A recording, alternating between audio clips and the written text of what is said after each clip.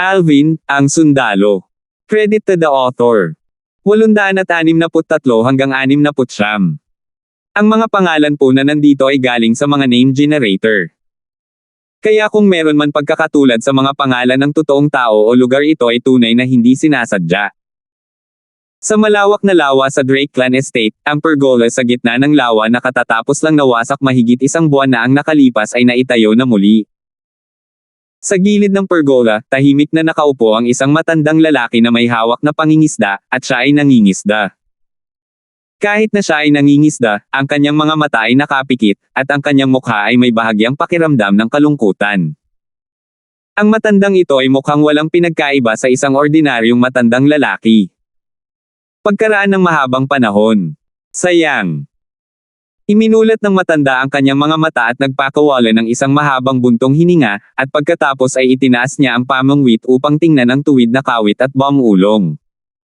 Hindi ko nagawang pakalmayan ang puso ko simula nang umalis si Han. Han, alam mo bang simula nang malaman ni Lolo ang balita tungkol sa pag-alis mo, hindi na ako nakahuli ng kahit isang isda. Huminga ng malalim ang matanda, at ang kinang ng luha ay napuno at kumurap sa kanyang mga mata. Patriarch. Biglang at apurahang boses ang umalangaw-ngaw mula sa malayo, at nabigla ang matanda hanggang sa pumikit ang kanyang mga mata, at pagkatapos ay tuluyang sumangaw ang mga luha sa kanyang mga mata. Ano ito? Tumayo ang matanda, at bahagyang lumungkot ang kanyang mukha habang nakatingin sa disipulo ng Drake Clan na nakatayo sa gilid ng lawa. Hindi mo ba alam na pinakaayaw ko kapag may nang-iistorbo sa akin habang nangingisda ako? Patriarch, It's Alvin. Katatapos lang magsalita ng Drake Clan disciple at hindi pa natatapos sa pagsasalita nang maramdaman niya ang isang violet wind na tumama sa kanyang mukha. Kasunod nito, isang matandang figure ang lumitaw sa kanyang harapan, at mismong ang matandang lalaki ang nakatayo sa gilid ng pergola kanina, ang patriarch ng Drake Clan, si Leroy. Ano ang sinabi mo tungkol kay Alvin?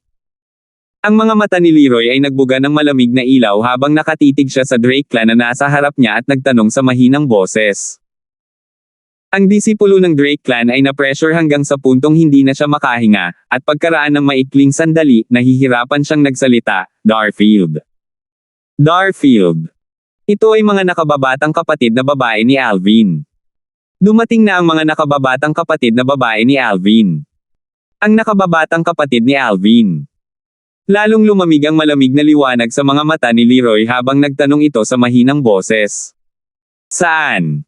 Ang audience hall. Nahihirapang magsalita ang disipulo ng Drake Clan. Whoosh! Sa sandaling matapos magsalita ang disipulo ng Drake Clan, isang alon ng marahas na hangin ang bumangon sa kanyang harapan, at ito ay umihip sa kanya hanggang sa ang kanyang buhok at damit ay lumipad. Para naman sa patriarch ng Drake Clan, Leroy, siya ay nawala ng walang bakas. Mga nakababatang kapatid na babae ni Alvin. Ang mga mata ni Leroy ay nagpakita ng isang madilim at malamig na ningning habang siya ay kumikislap patungo sa audience hall. Alvin, sumali ka sa Blade Sect, kaya hindi kita mahawakan. Pagkatapos ay papatayin ko ang iyong mga nakababatang kapatid na babae para makaganti para sa apo ko. Pinahirapan mo ako sa sakit ng pagkawala ng apo ko, kaya hahayaan kitang subukan ang sakit ng pagkawala ng mga kapatid mo. Sa sandaling ito, ang puot na nakabaon ng malalim sa kaibuturan ng kanyang puso ay muling bumulwak sa anyo, at ito ay parang isang sesubog na bulkan na hindi mapigilan. Matapos ang martial competition ng 10 Dynasties noong araw na iyon, nanatili siya sa labas ng Skywolf Fort na may layuning maghanap ng pagkakataon na patayin si Alvin at maghayganti para sa kanyang apo. Ngunit sino ang makakaalam, umalis si Alvin kasama ang mga miyembro ng Blade Sect, dahilan upang wala siyang paraan para makakilos. Matapos niyang malaman na si Alvin ay sumali sa Blade Sect, napagtanto niya na napakahirap para sa kanya na maghayganti para sa kanyang apo. Sa loob ng ilang sandali, maibabaon lang niya ang kanyang matinding puot kay Alvin sa kaibuturan ng kanyang puso. Ngunit ngayon, nang malaman niyang ang mga nakababatang kapatid na babae ni Alvin ay pumunta sa kanyang Drake Clan Estate, isa lang ang naisip niya, patayin ang mga nakababatang kapatid na babae ni Alvin at maghayganti para sa kanyang apo. Patayin! Patayin! Patayin! Patayin!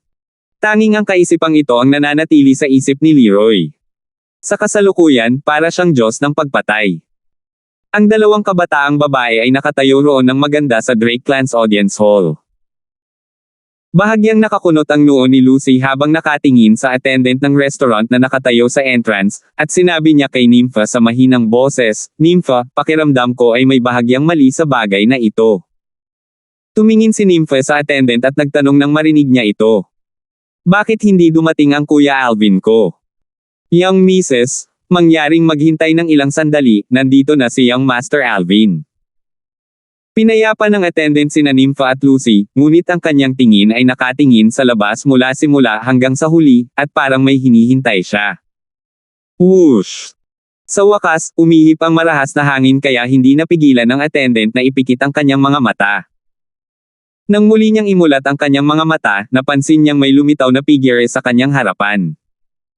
Ito ay isang may edad na figure, isang figure na pamilyar sa kanya. Pagbati, Patriarch. Huminga ng malalim ang attendant bago yumuko ng may paggalang at paggalang sa matanda na may nasasabik na ekspresyon. "Ikaw ang nagdala sa mga nakababatang kapatid na babae ni Alvin."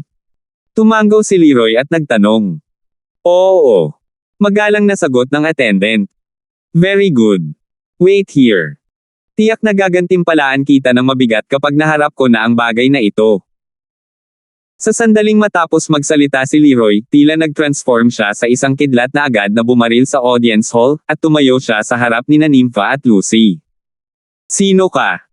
Nakakunot ang noo ni Nympha habang nakatingin kay Leroy at nagtanong. Si Lucy ay nakatitig ng matiim kay Leroy, at ang kanyang magandang mukha ay bahagyang seryoso na parang kaharap niya ang isang mabigat na kaaway. "Pareho kayong nakababatang kapatid ni Alvin." Tiningnan ni Leroy ang dalawang namumulaklak na mga batang babae sa kanyang harapan na mga 15 o 16 na taong gulang at nagtanong sa mahinang boses. Sa sandaling ito, bahagyang naningkit ang kanyang mga mata habang may malamig na liwanag na kumislap sa loob nito. "Geezer, kilala mo rin si Kuya Alvin ko. Alam mo ba kung nasaan siya?" Nagtanong muli si Nympha, at tila hindi niya napansin kahit kaunti na mali ang kapaligiran ng eksena. "Wala si Alvin dito," walang pakialam na sabi ni Leroy. "Wala dito." Ang buhay na mga mata ni Nympha ay napuno ng lamig nang marinig niya ito, at isang nagyayelong malamig na aura ang lumabas mula sa kanya. Kasabay nito, tumingin si Nympha sa attendant na nakatayo sa pasukan, at ang kanyang tono ay nagpapakita ng matinding lamig. "Naglakas loob ka bang lokohin ako? Young miss, I'm sorry. Alang-alang sa aking kinabukasan, kayong dalawa lang ang kaya kong isakripisyo." Huminga ng malalim ang attendant at diretsong nagsalita. "Mamatay." Ang mga mata ni Nympha ay agad na natatakpan ng isang layer ng yelo, at casual niyang itinaas ang kanyang kamay upang maging sanhi ng napakalamig na malamig na aura na walisin at bumalot sa attendant. Isang alon ng malamig na hangin ang dumaan, na naging sanhi ng pagbabago ng attendant sa isang ice statue, at sa pamamagitan ng ice status, ang mga mata ng attendant na puno ng pagkabigla ay maaaring bahagyang napansin. Sa kalangitan, ang kababalaghan ng langit at lupa ay hindi nagawang magkenden sa anyo bago maghiwa-hiwalay. "Ice concept." Bulalas ni Leroy sa mahinang boses. Hindi niya lubos akalain na ang nakababatang kapatid na babae ni Alvin ay talagang naiintindihan ang ice concept. Bukod dito, ang lakas nito ay tila napakahusay. Ngunit hindi siya natatakot dito. Siya ay isang pag-iral sa ika-6 na antas ng Void Transformation Stage. Kaya't hindi ba niya magagawang talunin ang isang baguhang batang babae sa edad lamang na 15 o 16? Teka! 15 o 16 na taong gulang. Biglang napagtanto ni Leroy ang isang problema. Ang nakadilaw na dalagang nauna sa kanya na nasa 15 o 16 lang ay talagang nakakaintindi ng ice concept. Bukod dito, ang antas ng konsepto ng yelo ay tila hindi mababa. "Demonyo ka!" Tumingin si Leroy kay Nympha at nagtanong sa mahinang boses. Sa ganang kanya, isa lamang ang posibilidad kung bakit ang babaeng nauna sa kanya na nakadamit ng dilaw ay may kakayahang magtaglay ng nakakatakot na kultibasyon sa murang edad, siya ay isang demonyo. Ang demon ay isang void transformation stage na demonyong hayop. Dahil ang isang void transformation stage na demonyong hayop ay maaaring mag-anyong tao sa pagpasok, kaya ang salitang hayop ay inalis kapag tinutugunan sila. Bukod sa pagkakaroon ng katalinuhan na hindi mas mababa sa mga tao, ang mga demonyo ay may kakayahang kumuha ng anyo ng tao. Pagkatapos kumuha ng anyo ng tao, sila ay hindi gaanong naiiba sa mga tao. Demonyo. Napakunot ang noo ng magagandang kilay ni Nympha nang marinig niya si Leroy. So what about demons? Base sa tono mo, parang hinamak mo ang demons. Noong nakaraan, si Numi na hindi umalis sa tabi ni Nympha ay isang demon, at siya ay isang mabigat na demon. Kaya sa puso ni Nympha, walang malaking pagkakaiba sa pagitan ng demons at tao. Mukhang demonyo ka talaga. Nadurog ang puso ni Leroy nang hindi niya akalain na kinuha ni Alvin ang isang demon bilang kanyang nakababatang kapatid na babae, at nakaramdam siya ng bahagyang hindi paniniwala. Dahil wala si Kuya Alvin, dapat na akong umalis. Geezer, hindi mo na ako kailangang paalisan. Ungol ni Nympha habang hawak niya ang pinong at pinong kamay ni Lucy, at pagkatapos ay naglakad siya patungo sa labas. Lucy, pupunta tayo kay Sky. Hindi pa natatapos sa pagsasalita si Nympha nang umihip ang malakas na hangin sa kanyang harapan, at isang matandang figure ang lumitaw na hamarang sa kanilang dinadaanan. Geezer, bakit ka nakaharang sa daraanan ko? Ang boses ni Nympha ay may sobrang lamig sa pakiramdam. Lucy, hindi mo ba naiintindihan? Ang matandang ito ay malamang na may galit sa iyong Kuya Alvin. Tumawa ng mapait si Hans Lucy. Pakiramdam niya ay napakawalang muwang nitong kalaro niya mula pa noong bata pa siya para hindi malaman kung gaano kasama ang puso ng mga tao. May galit ka sa Kuya Alvin ko. Napatingin si Nympha kay Leroy nang marinig niya si Lucy. Eksakto. Hindi ito itinanggi ni Leroy at tapat na nagsalita. Pinatay ni Alvin ang aking apo at winakasan ang linya ng aking pamilya, na nagdulot sa akin ng sakit ng pagkawala ng aking apo. Ang awayan sa pagitan natin ay ganap na hindi mapagkakasundo. Nang matapos siyang magsalita, umungal si Leroy habang ang kanyang mga mata ay napupuno ng pulang-pulang kulay. Samantala, si Leroy ay tila nagbagong anyo sa isang uhaw sa dugo na mabangis na hayop na mabangis na tumitig kina Nympha at Lucy. Walang pakialam na umungol si Nympha, at sinabi niya sa mahinahong boses, simula nang patayin ng Kuya Darfield ko ang walang kwentang apo mo, natural lang dahil karapat-dapat sa kamatayan ang apo mo. Ano ang pinagsasabi mo sa harapan ko? Hindi ka matatakot sa Kuya Alvin ko at gusto mong ilabas ang galit mo sa akin, di ba? Ang magandang mukha ni Nympha ay napuno ng pangungutya. Ako, natatakot kay Alvin. Unang natigilan si Leroy nang marinig niya si Nympha, at pagkatapos ay hindi niya napigil ang mapatawa nang marinig niya ang isang napakahusay na biro. Anong tinatawa-tawa mo? Ang mukha ni Nympha ay natatakpan ng isang layer ng hamog na nagyelo habang ang nagyayelong sipon at ang malamig na enerhiyang tumatagos sa buto ay nagsimulang mag-ipon sa loob ng kanyang katawan at handang sumipol anumang oras. Kung hindi dahil sa pagsali ni Alvin sa Blade Sect, sa tingin mo ba ay mabubuhay pa siya hanggang ngayon? Ngunit ang pagpatay sa inyong dalawang maliliit na babae ngayon ay pareho. Ang origin energy ay sumipol mula sa katawan ni Leroy upang mag-transform sa isang alon ng napakalakas na hangin sa isang kisap mata, at naging sanhi ito ng pagyanig ng lahat ng mga dekorasyon sa audience hall. Pinahirapan niya ako sa sakit ng pagkawala ng aking apo, kaya't tamasahin ko siyang tama sa sakit ng pagkawala ng kanyang mga nakababatang kapatid na babae. Kapag pareho kayong maliliit na babae ay isinilang na muli sa inyong susunod na buhay, tandaan na huwag nang makilala muli si Alvin. Sa sandaling matapos magsalita si Leroy, ang malalakas na hangin sa kanyang katawan ay tangayan habang sinasabayan ng maraming materyal na talim ng hangin, at tinakpan nila ang langit at ang lupa habang sila ay bumabalot patungo sa Nympha at Lucy. 864. Si Leroy ay nagbuga ng matinding galit, at bukod sa kanyang espiritong sandata, ginamit niya ang kanyang buong lakas nang hindi nagpipigil kahit kay titing. Whoosh! Kaagad, 800 sinaunang may sungay na dragon silhouette ang unang lumitaw sa kalangitan bago lumitaw ang isa pang 700 sinaunang sungay na dragon silhouette. Ang 800 sinaunang may sungay na mga silhouette ng dragon ay tiyak na na-condensed mula sa origin energy ni Leroy na ganap na sumabog. Ika-6 na antas ng Void Transformation Stage.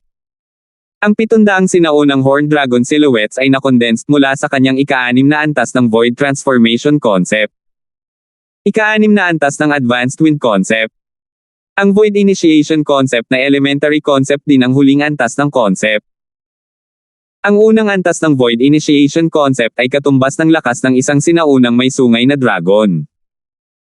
Ang pangalawang antas ng Void Initiation Concept ay katumbas ng lakas ng dalawang sinaunang may sungay na dragon.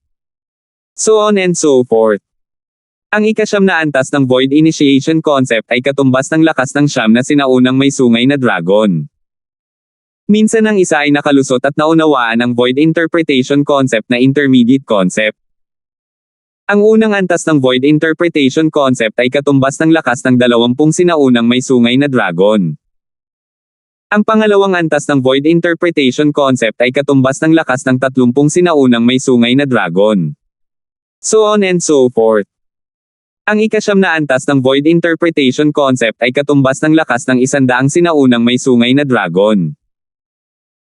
Kapag ang isa ay nakalusot muli at naunawaan ang Void Transformation Concept na tinatawag na advanced na konsepto, ito ang pinakamataas na antas ng konsepto at pinahintulutan ang isang tao na paikliin ang isang mahalagang concept fragment sa loob ng kanyang katawan. Ang unang antas ng Void Transformation Concept ay katumbas ng lakas ng 200 sinaunang may sungay na dragon. Ang pangalawang antas ng Void Transformation Concept ay katumbas ng lakas ng 300 sinaunang may sungay na dragon. So on and so forth. Ang ika-9 na antas ng Void Transformation Concept ay katumbas ng lakas ng 1,000 sinaunang may sungay na dragon. Bang! Om! Om! Om!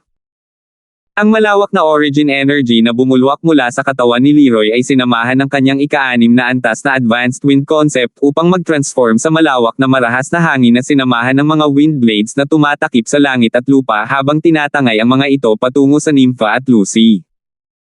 Ang lakas ng 1,500 sinaunang may sungay na dragon ay ganap na sumabog. Mamatay. Tinitigan ni Leroy ang dalawang dalaga habang naglalabas ng pagkabaliw ang kanyang mga mata, at tila nakita na niya ang eksena ng dalawang dalagang namamatay. Ngunit ang kanyang mga mata na naglalaman ng nakakabaliw na kaligayahan ay hindi maiwasang mapapikit kaagad. Langit! Anong nakita ko? Bahagyang umungol si Nympha habang ang malamig na enerhiya na nag-iipon ng puwersa sa loob ng kanyang katawan noon pa man ay sumipol, at nagbuga sila ng napakalamig na malamig na hangin. Ang nakakatakot na malamig na hangin ay parang nagyayelong napakalaki na umiihip kay Leroy, at agad itong bumangga sa marahas na hangin at mga wind blades na tumakas mula sa katawan ni Leroy at nagbuga ng isang alon ng nakakatakot na mga pagsabog. Bang! Bang! Bang! Ang mga tunog ng pagsabog ay parang kulog na yumanig sa buong Drake Clan audience hall hanggang sa punto ng matinding panginginig na para bang may naganap na lindol. Sa puntong nagbanggaan ang mga enerhiya, nabasag ang lupa habang maraming bitek ang nakaunat sa lahat ng direksyon, at tila ito ay nabuo sa isang napakalaking sapot ng gagamba. Ang hangin ay tila nagyelo, na naging sanhi ng buong audience hall na tila nahulog sa matinding taglamig, at naglabas ito ng lamig na tumatagos sa buto. Ang lahat ng ito ay nangyari sa isang kisap mata. Matapos magbanggaan ang dalawang enerhiya, ang malamig na hangin na nagmumula sa Nympha ay ganap na dumurog sa violet na hangin at wind blades na tangayan mula sa katawan ni Leroy, at pagkatapos ay hindi ito nawala ng kaunting momentum habang ito ay umaandar patungo sa Leroy. Hindi. Nang mapansin niyang durog na ang sarili niyang mga pag-atake, lumungkot ang mukha ni Leroy nang lumaki ang kanyang mga pupil, at balak niyang tumakas sa sandaling makabawi siya sa kanyang pagkagulat. Ngunit sa kasamaang palad, si Leroy ay nakatalikod lang at pumailang lang nang siya ay nalunod ng malamig na hangin. Sa susunod na sandali, si Leroy, na nasa himpapawid, ay naging isang ice sculpture. Sa ice sculpture, ang mga mag-aaral ni Leroy ay napuno ng matinding takot. Kailanman sa kanyang panaginip ay hindi niya naisip na ang nakababatang kapatid na babae ni Alvin ay magiging sobrang kakilakilabot at madaling durugan ang kanyang buong puwersahang welga. No, I don't want to die. Gusto ko pang maghiganti para kay Hans. No. No. Walang tigil na sumigaw si Leroy na nasa loob ng ice sculpture sa kanyang puso. Sa sandaling ito, naramdaman niya ang isang enerhiya na nagyayelong lamig hanggang sa sukdulang tumusok sa kanyang katawan mula sa bawat butas ng kanyang katawan, at tuluyan itong pinatay ang kanyang origin energy. Hindi lang iyon, ang mga meridian, panloob na organo, laman, dugo, buto, at lahat ng bagay sa loob ng kanyang katawan ay mabilis na nagyelo ng napakalamig na malamig na enerhiya. Nang ang kanyang puso ay nagyelo, at ang kanyang kaluluwa ay nagkalat, ang kamalayan ni Leroy ay nawala kasama nito. Bang! Si Leroy na nagbagong anyo ng yelo ay huminto sa himpapawid bago bumulusok ng husto sa lupa, at nahulog siya sa lupa upang maging isang tumpok ng mga tipak ng yelo. Ang lamig sa audience hall ay unti-unting kumalat habang ang nagyayelong malamig na enerhiya sa katawan ni Nympha ay unti-unting napigilan, at ang lamig sa kanyang wala pa sa gulang ngunit magandang mukha ay kumalat kasabay nito. Emph! Emph! Kaunti lang ang lakas mo, gayunpaman, maglakas loob kang labanan itong young miss, sobra mong tinatansya ang iyong kakayahan. Tumingin si Nympha sa tumpok ng mga tipak ng yelo sa sahig at malamig na ungol. Kasabay nito, ang mga sinaunang may sungay na silhouette na tumatakip sa kalangitan sa itaas niya ay unti-unting naglaho, dahilan upang bumalik sa kalmado ang buong audience hall. Nympha, anong ginagawa mo? Tumingin si Lucy kay Nympha na may hinahanap sa tumpok ng mga ice shad, at nagtanong siya ng may pagtataka. Nahanap ko na. Samantala, isang piraso ng yelo ang lumitaw sa kamay ni Nympha, at kasabay ng isang walang hugis na puwersa na bumulwak mula sa kanyang kamay, ang yelo ay natunaw upang ipakita ang isang ganap na azure na kulay na piraso.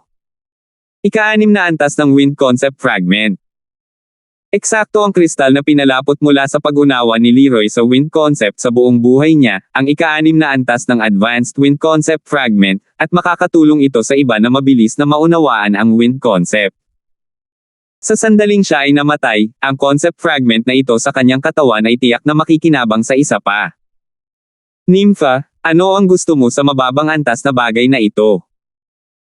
Napakunot ang noo ni Lucy nang makita niya si Nympha na sinusukat ang concept fragment sa kanyang kamay na may tuwang-tuwa na ekspresyon, at bahagya siyang nataranta. Hehe. Hindi mo naiintindihan. Ang bagay na ito ay walang silbi sa amin, ngunit ito ay kapaki-pakinabang kay Kuya Alvin at sa kanyang mga kaibigan at pamilya. Ibibigay ko ito sa kanya kapag nakilala ko siya. Masayang ngumiti si Nympha. Gusto kong makilala ang Alvin na iyon ng higit at higit ngayon. Sa palagay ko ay hindi siya isang simpleng figure dahil kaya niyang gawin ang ating little devil, si Nympha, na mag-alala tungkol sa kanya. Isang kakaibang ekspresyon ang bumalot sa magagandang mata ni Lucy habang siya ay nakangiti ng may panunuya. Towie! Agad na nalungkot si Nympha nang marinig niya si Lucy, at dumura siya ng may tuwid na mukha. You're a little devil. I'm clearly a little lady, okay. Little lady.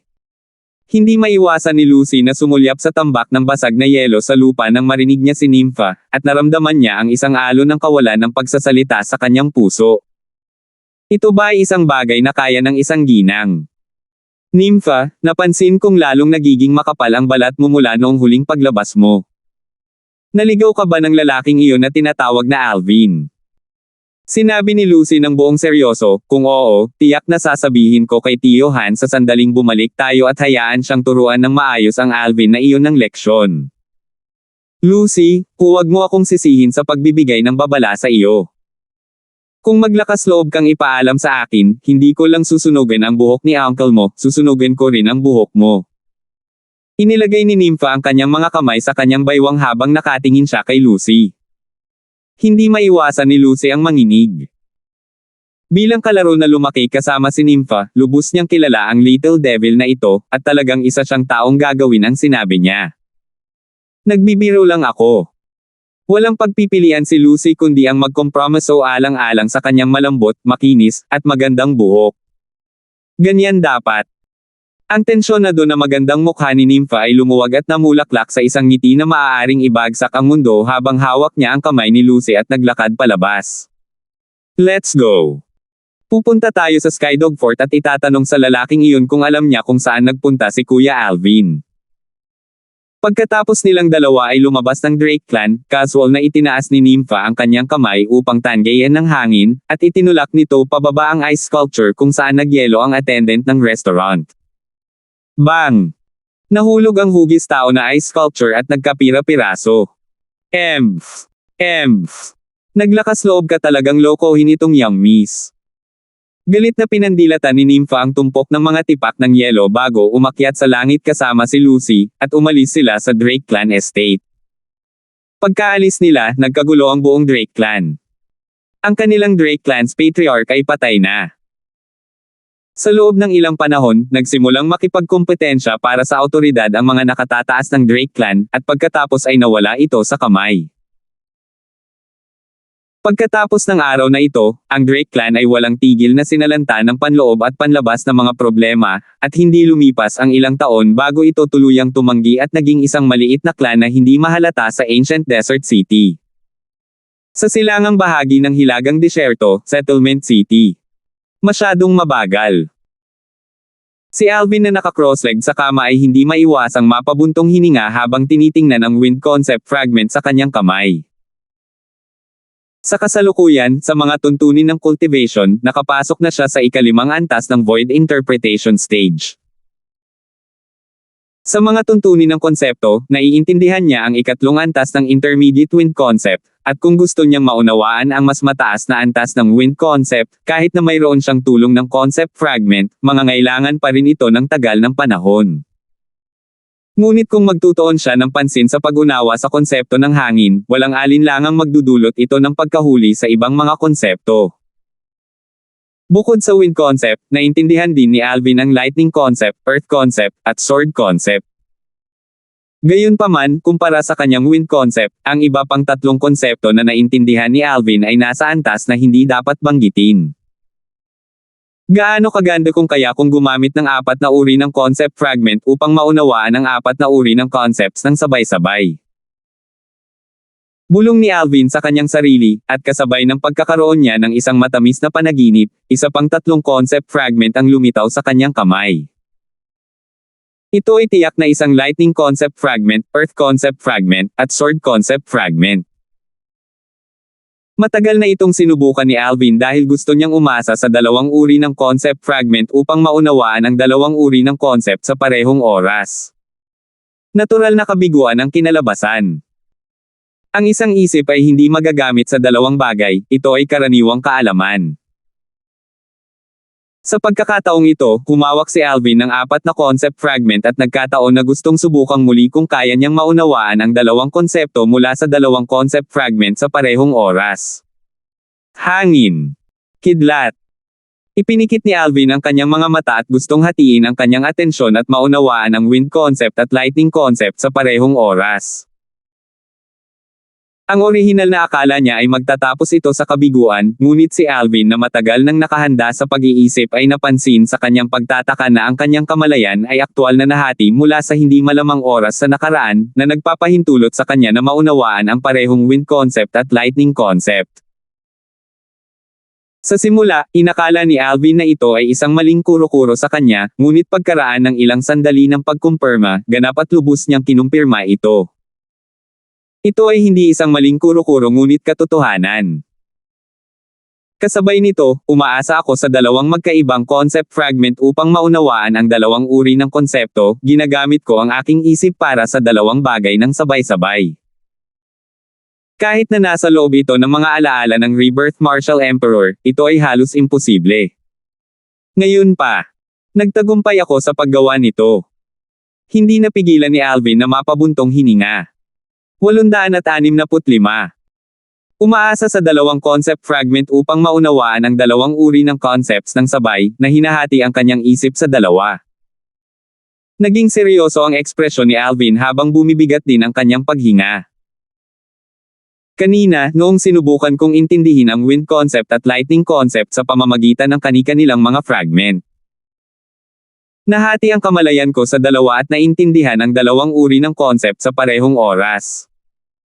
Bukod dito, ang aking kamalayan na nahati ay naunawaan ang konsepto ng hangin sa bilis na hindi naiiba sa dati. Napabuntong hininga si Alvin. Ano ba talaga ang nangyayari? I was utterly incapable of this in the past. Yet now, I've achieved it instead. Sa ilalim ng kanyang pagkamausisa, hinanap ni Alvin ang mga alaala ng Rebirth Martial Emperor dahil gusto niyang makakuha ng sagot mula rito. Gayunpaman, kahit na ang Rebirth Martial Emperor na nakaranas ng dalawang buhay at hindi mabilang na mga aspeto ng mundo ay hindi pa nakarinig ng sinuman na maaaring hatiin ang kanilang kamalayan sa dalawa at maunawaan ang dalawang konsepto sa parehong oras. Ngunit ayon sa mga alaala ng Rebirth Martial Emperor, ang kamalayan ay nagmumula sa kaluluwa. Minsan kong sinubukang unawain ang dalawang konsepto ng sabay-sabay ngunit nabigo, at napatunayan nito na ang aking kamalayan ay hindi kayang hatiin sa dalawa noong panahong iyon. Gayunpaman, ngayon, ang aking kamalayan ay may kakayahang hatiin sa dalawa at pinapayagan akong maunawaan ang dalawang uri ng mga konsepto sa kani-kanilang mga fragment. Dahil ang kamalayan ay nagmula sa kaluluwa, kung gayon ang isang pagbabago sa kamalayan ay natural na nauugnay sa kaluluwa. Sa ilang sandali, nagsimulang magnilay-nilay si Alvin, at sa huli, isang posibilidad lang ang naisip niya. Devil Seal Tablet. Huminga ng malalim si Alvin at bumulong sa sarili. Bukod sa Devil Seal Tablet, talagang wala siyang maisip na dahilan. Sa oras na iyon, nang bumulwak ang lakas ng Devil Seal Tablet sa kanyang katawan at kaluluwa upang maging devilified siya, at pinayagan siya nitong magkaroon ng lakas upang agad na lipulin ang mga eksperto sa Void Transformation Stage habang ang kanyang kamalayan ay nasa estado ng pag-anod sa kanyang isip. Pagkatapos ng panahong iyon, ang Devil Seal Tablet ay nag-iwan ng dalawang magagandang epekto sa kanya. Ang una ay ang kanyang kalooban ay napakadaling maging hindi mapakali at mahirap kontrolin. Ang pangalawa ay ang kanyang espiritual na lakas ay pinigilan, at hindi ito bumuti kasama ng kanyang paglilinang. Ngayon, parang dapat na ang insidente mula sa araw na iyon ang nakaapekto sa aking kaluluwa, at naging sanhi ito ng pagbabago sa aking kamalayan, na nagpapahintulot na ito ay mahati sa dalawa. Habang iniisip ito ni Alvin sa kanyang puso, mas sigurado siya. Maliban dito, tila wala ng ibang dahilan. Ang aking kamalayan ay maaaring hatiin sa dalawa upang maunawaan ang dalawang uri ng konsepto ng sabay-sabay. Sa madaling salita, mas malaki ang bentahe ko sa mga ordinaryong martial artist sa mga tuntunin ng pag-unawa sa konsepto. Ang isang ordinaryong martial artist ay may kakayahan lamang na ituon ang kanilang atensyon upang maunawaan ang isang konsepto sa isang pagkakataon, at kailangan nilang gumugol ng 2 beses sa oras upang maunawaan ang dalawang uri ng mga konsepto sa parehong antas. Sa kabilang banda, hindi ko kailangang gumugol ng napakaraming oras dahil maaari kong maunawaan ang dalawang uri ng konsepto sa parehong oras. Nang mag-isip siya hanggang dito, bahagyang nasasabik si Alvin. Siya nahahatiin ang kanyang kamalayan sa dalawa ay may kakayahang maunawaan ang konsepto ng hangin at ang isa pang konsepto sa parehong oras sa hinaharap, na nagpapahintulot sa pangalawang konsepto na mabilis na umunlad. Tama. Nanginig ang mga mata ni Alvin na hindi sinasadyang sumulyap sa 4 na concept fragment sa kanyang kamay, at tila may naisip siya. Dahil ang aking kamalayan ay may kakayahang hatiin sa dalawa at unawain ang dalawang uri ng konsepto sa parehong oras. Iniisip ko kung kaya ko bang hatiin ito sa 4 at maunawaan ang 4 na konsepto ng sabay. Hindi na kailangang sabihin, si Alvin ay may malaking ambisyon. Ngunit sa kasamaang palad, pagkatapos ng ilang pagsubok, napansin niya sa labis na kawalan ng kakayahan na ang kanyang kamalayan ay higit na may kakayahang hatiin sa dalawa. Sa madaling salita, kaya lang niyang maunawaan ang dalawang uri ng konsepto ng sabay, at hindi niya kayang unawain ang 3 o kahit 4 na magkaibang konsepto ng sabay. Sayang. Kung talagang kaya kong umintindi ng 4 na konsepto ng sabay-sabay, kung gayon ito ay napakahusay. Bumantong hininga si Alvin, ngunit hindi man lumo. Sa ganang kanya, ang kakayahang umintindi ng dalawang uri ng konsepto ng sabay ay higit na mas mahusay kaysa sa mga ordinaryong martial artist. Pag-unawa sa dalawang uri ng magkaibang konsepto. Bumaba ang tingin ni Alvin sa 4 na concept fragment sa kanyang kamay, at inalis niya ang Earth concept fragment at Sword concept fragment sa huli.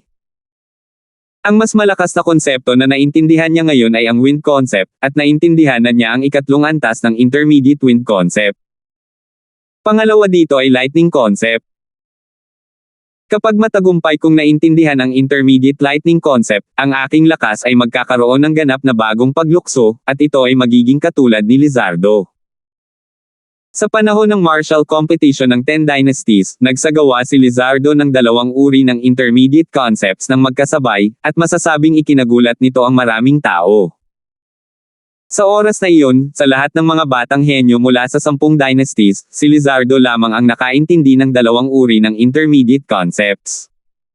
Konsepto ng kidlat. Huminga ng malalim si Alvin habang hawak niya ang wind concept fragment sa isang kamay at lightning concept fragment sa kabilang kamay, at naiintindihan niya ang dalawang uri ng concepts habang nililinang niya. 9 Dragon War Sovereign Technique, Sword Dragon Form.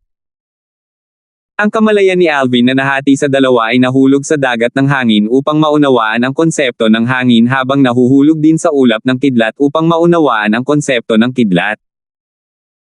Ang kanyang paglilinang at dalawang konsepto ay mabilis na umunlad sa parehong oras.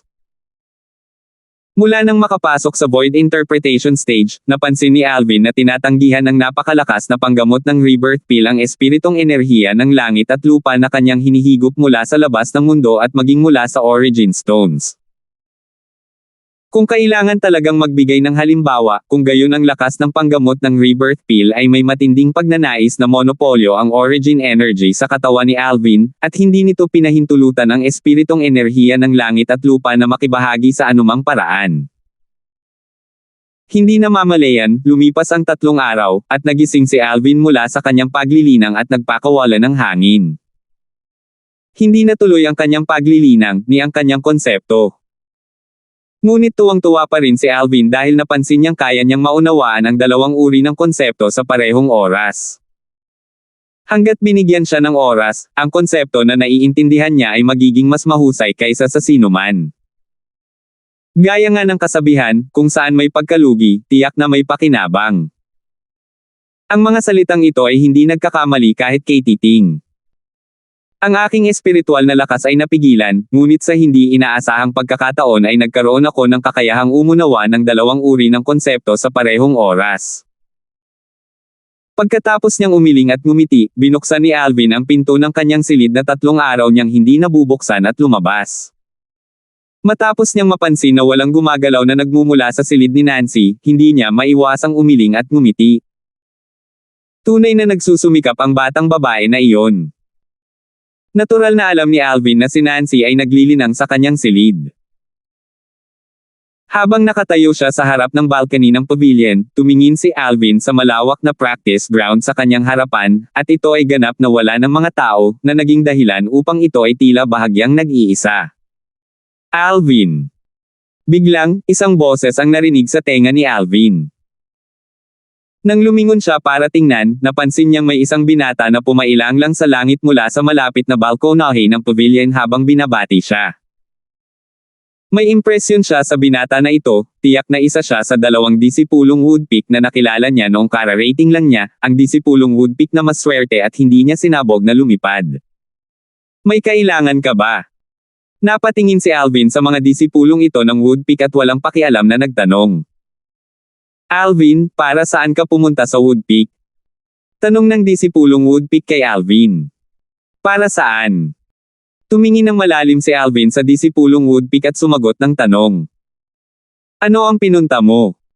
Natural akong pumunta para makakuha ng mas magandang cultivation resources, lalo na ang high-level na concept fragment at grade 2 spirit weapons. Ang disipulong woodpeak ay nagsalita bilang isang bagay ng kurso.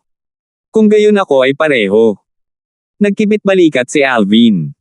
Nagningning ang mga mata ng disipulong woodpeak nang marinig niya ito, at isang ngiti ang lumitaw sa mga sulok ng kanyang bibig. Ano? May gusto ka bang sabihin sa akin? Nagsalita si Alvin na may ekspresyon ng paghihintay, nang makita niya ang ekspresyon ng disipulong woodpeak, at hindi na siya gumamit ng voice transmission para makipag-usap pa sa disipulo. Ang disipulong woodpeak ay hindi tumutol at tumango, at pagkatapos ay nagpatuloy siya sa pamamagitan ng voice transmission. Dahil magkamukha tayo, magtuturo ako ng paraan para sa iyo. Si Elder Tang ng Earthpeak ay labis na interesado sa iyo at gustong hilingin sa iyo na sumali sa Earthpeak. Earthpeak. Elder Tang. Bahagyang nagulat si Alvin, at pagkatapos ay nagtanong siya. Kung hindi ako nagkakamali, ikaw ay dapat na isang Woodpeak na disipulo, tama? Bakit mo tinutulungan ang Earthpeak na hilahin ang mga tao sa kanilang tabi? Ako ay isang alagad lamang ng Woodpeak sa ibabaw, ngunit ang aking tunay na pagkakakilanlan ay isang disipulo ng Earthpeak. Bukod dyan, ang taong natalo mo ilang araw na nakalipas ay isang alagad din ng Earthpeak. Ang Earthpeak disciple, na nagtatago sa Woodpeak ay nagpatuloy sa pakikipag-usap kay Alvin sa pamamagitan ng voice transmission. So ganyan. I wonder what benefits ang maibibigay sa akin ng Earthpeak? Tanong ni Alvin. Isang grade 2 spirit weapon at isang 7th level concept fragment. Ang Earthpeak na disipulo ay malamang na naimpluwensyahan ng pagiging prangka ni Alvin, at hindi talaga siya gumamit ng voice transmission para makipag-ugnayan kay Alvin sa pagkakataong ito. Marahil sa kanyang pag-aalala ay walang tao sa paligid kaya ayos lang kahit magsalita siya. Napaka-kuripot. Napakunot ang noo ni Alvin nang marinig niya ang disipulo ng Earthpeak. Kuripot. Ang Earthpeak na disipulo ay hindi maiwasang matigilan nang marinig niya si Alvin. Matatawag ba itong kuripot? Iyan ay isang grade 2 spirit weapon at isang ikapitong antas ng concept fragment. Siyempre, kung alam niya na si Alvin ay nagtataglay ng grade 1 spirit weapon at kahit isang quasi-royal grade spirit weapon na nalampasan ang grade 1 spirit weapon, baka hindi siya mag-iisip ng ganito. Para sa concept fragments, si Alvin ay mas walang pakialam. Sa ganang kanya, ang mga concept fragment na taglay niya hanggang ngayon ay sapat na upang payagan siyang direktang gamitin ang mga ito hanggang sa void transformation stage. Matapos ang kanyang cultivation ay makapasok sa void transformation stage, magkakaroon siya ng tiyak na lakas upang gumala sa mga banyagang lupain. Sa oras na iyon, dadalhin niya ang dakilang kayamanan na naiwan ng Rebirth Martial Emperor. Hanggat kinuha niya ang malaking kayamanan na iyon, kung gayon hindi pa banggitin ang iba't ibang ikasyam na antas ng concept fragment ay magiging sagana sa supply, hindi man lang siya magkukulang ng profundity fragment. Kaya talagang hindi siya naghangad sa isang ikapitong antas ng concept fragment. Alvin, hindi ka ba masyadong matako? Tanong ng Earthpeak na alagad sa mahinang boses. Sa ganang kanya, ang dahilan kung bakit naramdaman ni Alvin na masyadong mababa ang presyo na ibinigay ng Earthpeak ay walang alinlangan dahil gusto ni Alvin na taasan ang presyo ng basta-basta. Ito na lang ba ang tawag sa pagiging matako? Ang kuripot talaga ng Earthpeak mo. Napabuntong hininga si Alvin. Kaya ang ibig mong sabihin ay ayaw mong sumali sa aming Earthpeak. Ang mga mata ng Earthpeak na disipulo ay kumislap ng malamig na liwanag habang nagtanong siya sa mahinang boses. 866. Ano? Gustong gumamit ng puwersa ang Earthpeak mo? Pinalaki ni Alvin ang Earthpeak na disipulo ng may interes, at pagkatapos ay ngumiti siya ng may paghamak. Mukhang wala kang lakas para mapilitan ako ha. Ikaw. Malungkot ang mukha ng alagad ng Earthpeak habang may malungkot na ekspresyon na sinabi, Alvin, hiniling ka ng aming Elder Tang na sumali sa Earthpeak dahil mataas ang tingin niya sa iyo. Huwag mo kaming pilitin na sumuko sa halip na makumbinsi ng maayos. Pilitin mo siyang mag-submit. Good? Very good. Hindi pa nagsasalita si Alvin nang marinig ang malamig at walang malasakit na boses, at hindi lang namutla ang mukha ng Earthpeak na disipulo, maging si Alvin ay nabigla. Habang tinitingnan niya ang isang armadong matandang lalaki na lumitaw mula sa manipis na hangin, naramdaman ni Alvin ang bahagyang lamig na dome alloy sa kanyang gulugod. Kailan nagtago ang Elder Yang na ito sa malapit? Wala talaga siyang kamalay-malay ni Katie Ting. Naiisip niya na kung gusto ni Elder Yang na gumawa ng hakbang laban sa kanya, marahil ay hindi siya magre-react sa nangyari bago siya mamatay. Ang isang armadong matandang lalaki ay ang mismong Elder Lanzo Yang ng Woodpeak. Pagkatapos magpakita ni Lanzo, bahagya siyang ngumiti kay Alvin. Alvin, hindi ka masama. Hindi ka pa rin natinag kahit na humarap sa tukso ng grade 2 spirit weapon at 7th level concept fragment, talagang mahirap itong makuha. Hindi napigilan ni Alvin na maging bahagyang guilty sa kanyang puso nang marinig niya ang papuri ni Lanzo.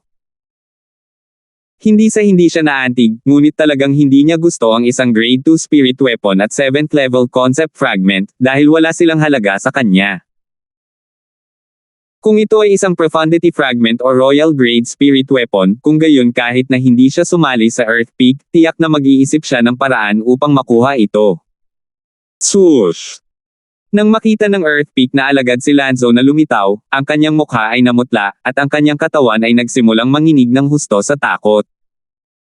Nang makita niyang hindi siya pinansin ni Lanzo matapos siyang magpakita at sa halip ay kinausap niya si Alvin, ang kanyang mukha ay agad na nagpakita ng labis na kagalakan. Tumakas ka! Nang walang kaunting pag-aalinlangan, ang disipulo ng Earth Peak ay sumugod sa malayo, at halatang balak niyang tumakas. Ngunit posible bang tumakas mula kay Lanzo ang isang pangalawang antas na void interpretation stage na martial artist na katulad niya? Isang maliit na pandidiri ang lumitaw sa mga sulok ng bibig ni Alvin nang makita niyang tumatakas ang Earth Peak na disipulo. Kahit na hindi niya alam ang eksaktong lakas ni Lanzo, walang alinlangan si Lanzo ay nasa void transformation stage. Bukod dito, kahit si Elder Ken ay kailangang tawagin si Lanzo bilang senior brother, kaya ang lakas ni Lanzo ay halatang hindi mas mababa kaysa kay Ken. Naningkit ang mga mata ni Lanzo nang makita niya ang Earth Peak na disipolo na nagbabalak tumakas, at pagkatapos ay itinaas ang kanyang braso bago ito marahas na inindayog sa isang bilog, at mabilis itong umikot. Kasabay nito, isang malawak na malakas na hangin ang bumulwak mula sa braso ni Lanzo na walang tigil na umiikot, at ito ay bumuo ng wind vortex.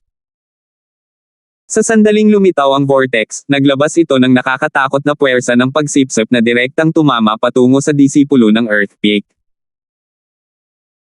Sa halos isang iglap, ang katawan ng Earth Peak na disipulo na mabilis na tumakas ay biglang nagyelo, pagkatapos ay lumipad ito pabalik na parang isang palaso na umalis sa busog, at tuluyan na siyang nawala ng kontrol sa kanyang katawan. Swoosh! Ang alagad ng Earth Peak na nabalot ng puwersa ng pagsipsip ng vortex ay naging isang kidlat na hindi huminto kahit kaunti habang umaagos ito sa vortex. Hindi. Ito ang huling matinis na sigaw na pinakawala ng Earth Peak na disipulo bago ang kanyang buong katawan ay sinipsip sa puyaw ng tubig at nag-transform sa isang ulan ng dugo na tumakip sa kalangitan, at siya ay ganap na naglaho sa langit at lupa. Patay! Kasabay nito, si Lanzo ay tumama na parang kidlat, at ang puyaw ng tubig na nabuo ng kanyang lakas at braso ay nawala kasama nito.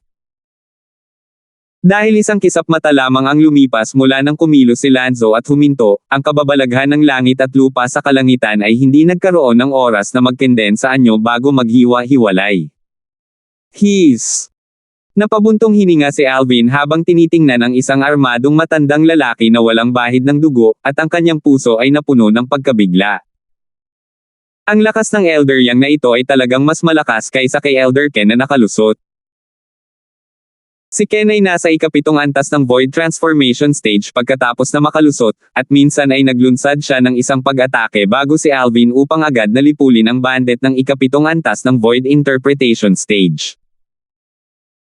Ngayon, naglunsad si Lanzo ng pag-atake bago din si Alvin, at nagsagawa pa siya ng napakabigat na kasanayan sa martial na heaven rank.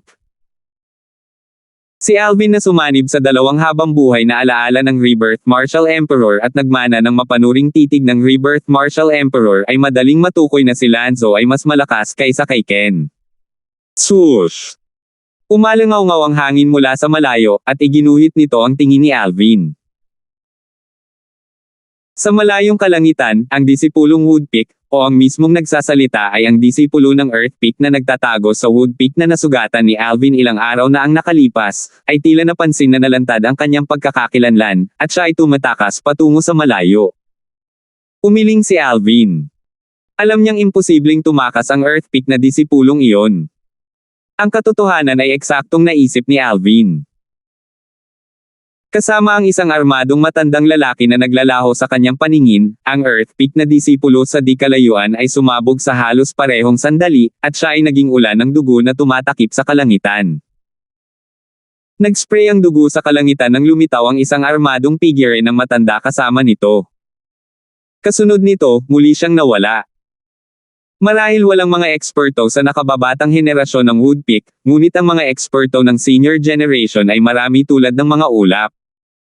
Hindi napigilan ni Alvin na mapabuntong hininga. Pagkatapos ng lahat, ang Woodpeak ang pinakamalakas na rurok sa ilalim ng Goldpeak sa 5 elementong sekta mahigit 20 taon na ang nakararaan. Noong panahong iyon, ang dahilan kung bakit malakas ang Woodpeak ay walang alinlangan dahil ito ay suportado ng kasalukuyang pangkat ng mga eksperto ng mas lumang henerasyon. Kuya Darfield. Isang boses na gumagalaw na parang sigaw ng isang oriole ang naging dahilan upang bumalik sa katinoan si Alvin at lumingon upang tingnan ang pinanggalingan ng boses. Isang magandang dalaga ang nakatayo doon. Ang batang babae ay nasa edad na 16 o 17 at mukhang maganda. Bigla, napansin ni Alvin na may mali, at nakakuha siya ng sagot pagkatapos na magunat ang kanyang spiritual force.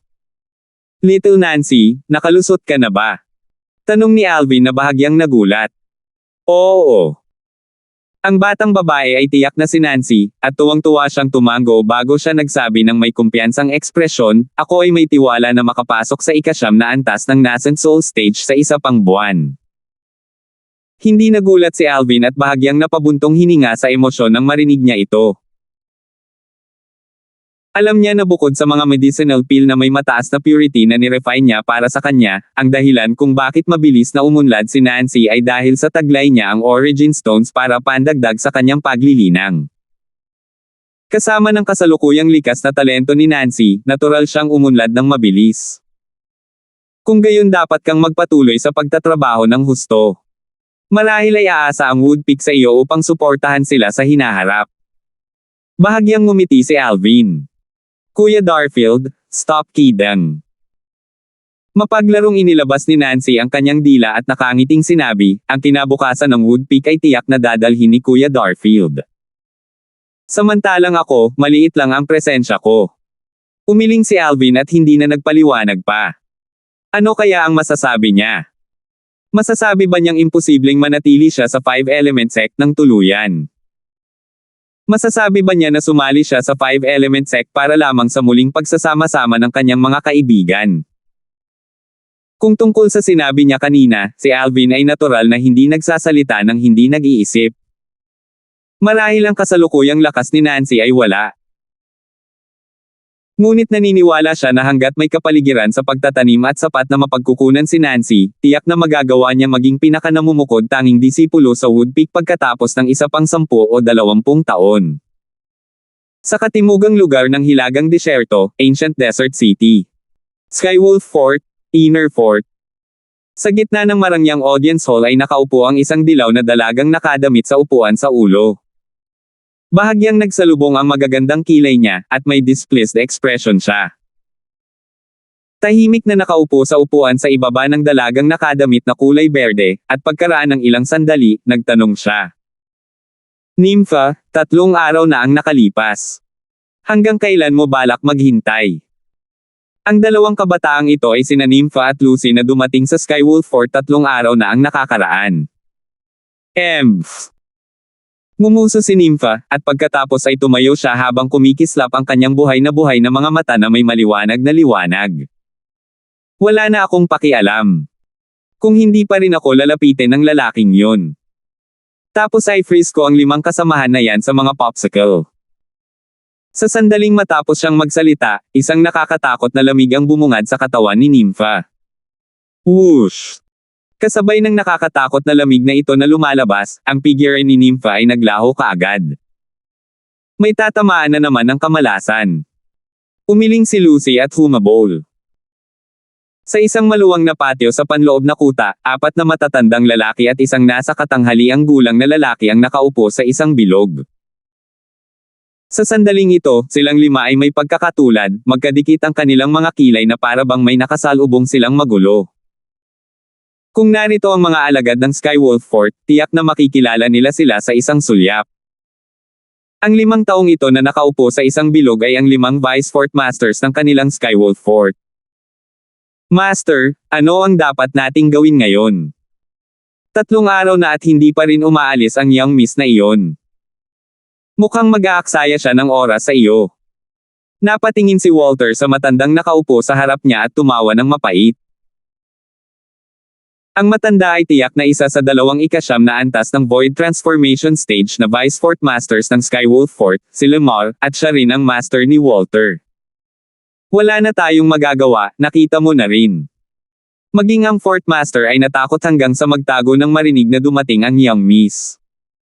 Tumawa ng mapait si Lemar. Kahit na siya ang pinuno ng 5 dakilang Vice Fort Masters ng Skywolf Fort, ang pinakamalakas na pag-iral sa ilalim ng Skywolf Fort's Master, ngunit wala siyang magawa laban sa batang babaeng iyon na may dilaw na damit. Ang batang babaeng iyon na nakadamit ng dilaw ay hindi niya kayang masaktan. Naalala pa niya na noong unang beses niyang makita ang dalagang nakadilaw na nakadamit ay may isang matandang babae ang nakasunod sa gilid ng dalagang nakadilaw na nakadamit. Kahit na nakilala ng kanilang Skywolf Fort's Master ang matandang babaeng iyon, kailangan niyang yumuko at yumuko bago ito magalang na tawagin ito bilang senior. Ang kanilang Skywolf Fort's Master ay isang pag-iral sa tuktok ng Void Transformation Stage, at kalahating hakbang na lang ang layo niya mula sa pagiging Martial Monarch. Kaya naman, kitang-kita ang lakas ng matandang babae. Siya ay tiyak na isang pag-iral sa Martial Monarch Stage o sa itaas. Ang pinaka-ikinagulat niya ay hindi ito. Naalala niya na kahit ang isang buhay na kasing lakas ng matandang babae na iyon ay kailangang magalang na tawagin ang dalagang nakadamit na dilaw bilang Young Miss, at mas tila isang katulong ito sa tabi ng dalaga. Maging ang kanlansukod ay isang pag-iral sa Martial Monarch Stage, kaya kitang-kita kung gaano kakilakilabot ang background ng dalaga. Ang dahilan kung bakit ang Fort Master ay pumasok sa closed-door cultivation sa huling pagkakataon ay tila dahil sa kanya. Matapos lumabas ang Fort Master mula sa mas malapit na mga pinto, nawala ang kanyang balbas, at parang nabunot ito ng isang tao. Napabuntong hininga si Todd at nagkaroon ng takot na ekspresyon. Paano natin sasabihin sa kanya ang tungkol sa kinaroroonan ni Alvin? Baka umalis siya sa ating Skywolf Fort dahil sa kasabikang hanapin si Alvin. Iminungkahi ni Carmelo. Nabaliw ka na ba? Malungkot ang mukha ni Mace. Huwag mong kakalimutan na tinawag niya si Alvin bilang kuya, at ang relasyon nila ni Alvin ay halatang malalim. Kung siya ay pinahihintulutan na pumunta sa Blade Sect at hanapin si Alvin, at sasabihin niya sa kanya ang tungkol sa pagpapadala natin ng mga tao upang patayin siya, sa tingin mo ba ay pakakawalan niya tayo? Sa oras na iyon, ang ating Skywolf Fort ay malamang na mapahamak sa kanyang galit. 867. Nang ang 5 dakilang Vice Fort Masters ng Skywolf Fort ay nalilito kung ano ang gagawin, 2 figure ang lumitaw sa itaas sa kalangitan ng Skywolf Fort. She asterisk T. Young Miss na yan. Bilang pinuno ng 5 Vice Fort Masters, si Lemar, ay napansin ang 2 kabataang babae sa unang pagkakataon, at ang kanyang mukha ay naging malungkot. Mukhang galit na galit ang Young Miss na iyon. Hindi niya sisirain ang ating Skywolf Fort, di ba? Napabuntong hininga si Mace. Ano ang dapat nating gawin ngayon? Tumawa ng mapait si Walter. Kahit na ito ang unang pagkakataon na nakilala niya ang 2 dalagang iyon 3 araw na ang nakakaraan, pagkatapos niyang malaman ang background ng dalagang nakadilaw na nakadamit mula sa kanyang guro, natakot siya hanggang sa wala na siyang magawa. Anong biro? Kakayanin kaya ng kanyang Skywolf Fort na saktan ng isang pag-iral na maaaring kumuha ng isang eksperto sa Martial Monarch Stage bilang isang utusan. I think we should go appease her. Kung hindi, baka talaga sirain niya ang Skywolf Fort. Tumawa ng mapait si Carmelo. Tara. Sabay tayo.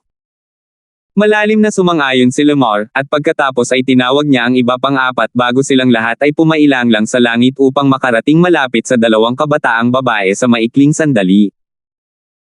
Sa kasalukuyan, ang mga hibla ng malamig na enerhiya ay umaagos sa lahat ng direksyon mula sa dalagang nakadamit na dilaw.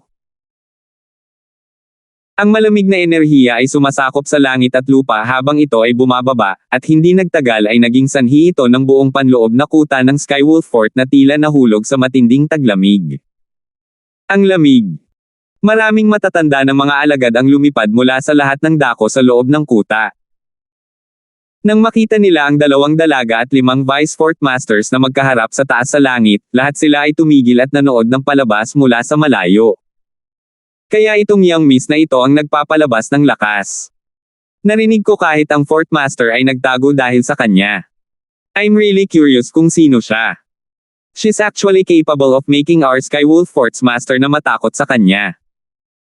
After all, our Fort Master is an existence at the peak of the Void stage, and he is only half a step away from the Martial Monarch stage. Sigurado ako na ang kanyang pagkakakilanlan at background ay hindi simple. Hindi lang ang background niya ang hindi simple, kahit ang lakas niya ay halatang pambihira. Maraming matatanda at disipulo ng Skywolf Fort ang masiglang nag-usap, at ang kanilang mga mukha ay puno ng walang magawang mapait na ngiti.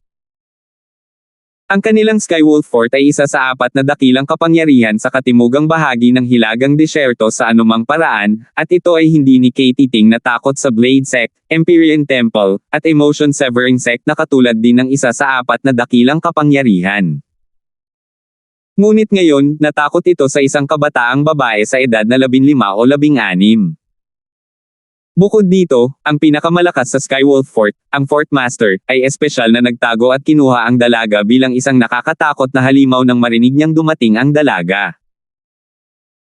Sa itaas ng kalangitan, ang 5 dakilang Vice Fort Masters ng Skywolf Fort ay napuno ng takot at pagkabalisa ng kaharap ang dalagang nakadamit na dilaw. Young Miss Nympha. Si Lumar na nasa LED ay naghanda at binati siya. Young Miss Nympha. Young Miss Nympha. Ang 4 na iba pang Vice Fort Masters ay pilit na ngumiti at binati siya ng sunod-sunod. 3 araw na akong naghintay pero hindi pa lumalabas ang malaking aso ng Skydog Fort mo. Tumingin si Nympha sa grupo ni Lamar na may 5, at ang kanyang magandang mukha ay may mapang ipang lamig habang sinasabi niya sa malamig na boses, kung hindi pa rin siya lalabas ngayon. Pagkatapos ay i-freeze ko kayo ng 5 maliliit na aso para maging popsicle. I-freeze sa mga popsicle. Sa parehong oras na ang 5 grupo ni Lamar ay tumawa ng mapait nang marinig nila ito, sila ay walang pakialam dito sa kanilang mga puso. Kahit na naiintindihan ng dalaga ang konsepto ng yelo at nagtataglay ng pambihirang lakas, ngunit sa ganang kanya, ang dalaga ay dapat na walang magawa sa kanila. Young Miss Nympha, ang ating Fort Master ay talagang nakalabas na sa mahabang paglalakbay. Tumawa ng mapait si Lamar.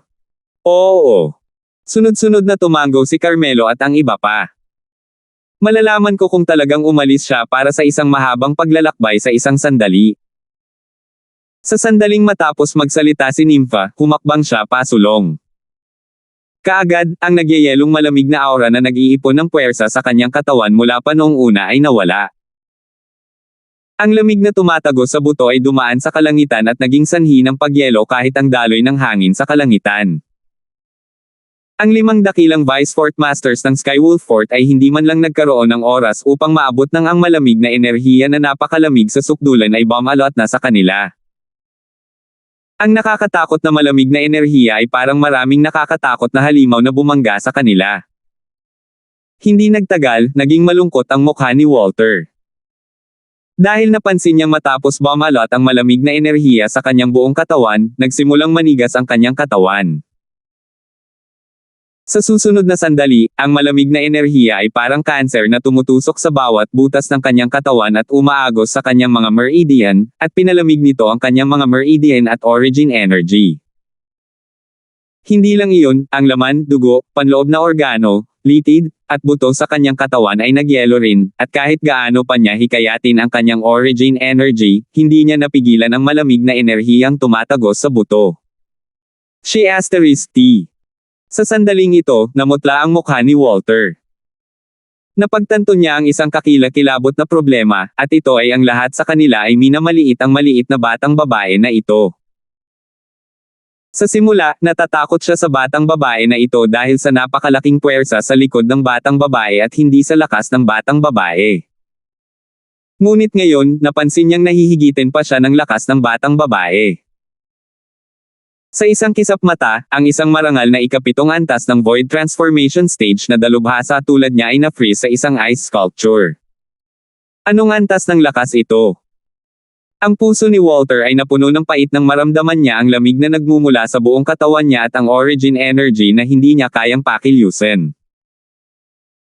Napansin pa niya na ang kasalukuyang estado sa loob ng kanyang katawan ay dahil nagpakita ng awa ang batang babae na sa kanyang paningin ay may lakas na hindi dapat banggitin.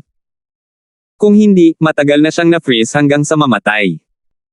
Tumayo si Walter sa himpapawid at nag-transform sa isang ice sculpture, at ang origin energy sa kanyang katawan ay ganap na napatay. Ang dahilan kung bakit hindi siya bumulusok ay dahil sa isang walang hugis na puwersa ang humawak sa kanya, dahilan para hindi siya bumagsak at nag-transform sa mga piraso. Kasabay nito, sina Carmelo at Todd, ang dalawang pag-iral sa ikawalong antas ng Void Transformation Stage ay sunod-sunod na naging mga iskultura ng yelo. Sa pamamagitan ng mga ice sculpture, makikita ng isa ang sobrang hindi magandang tingnan ng mga ekspresyon nila. Katulad ni Walter, hindi nila akalain na ang lakas ni Nympha ay nakakatakot na talagang pigilan sila sa isang galaw. Nang halos hindi na nila maigalaw ang kanilang mga mata at nakita na sina Mace at Lamar na nakatayo sa kanilang harapan ay naging mga ice sculpture din, sila ay ganap na walang magawa.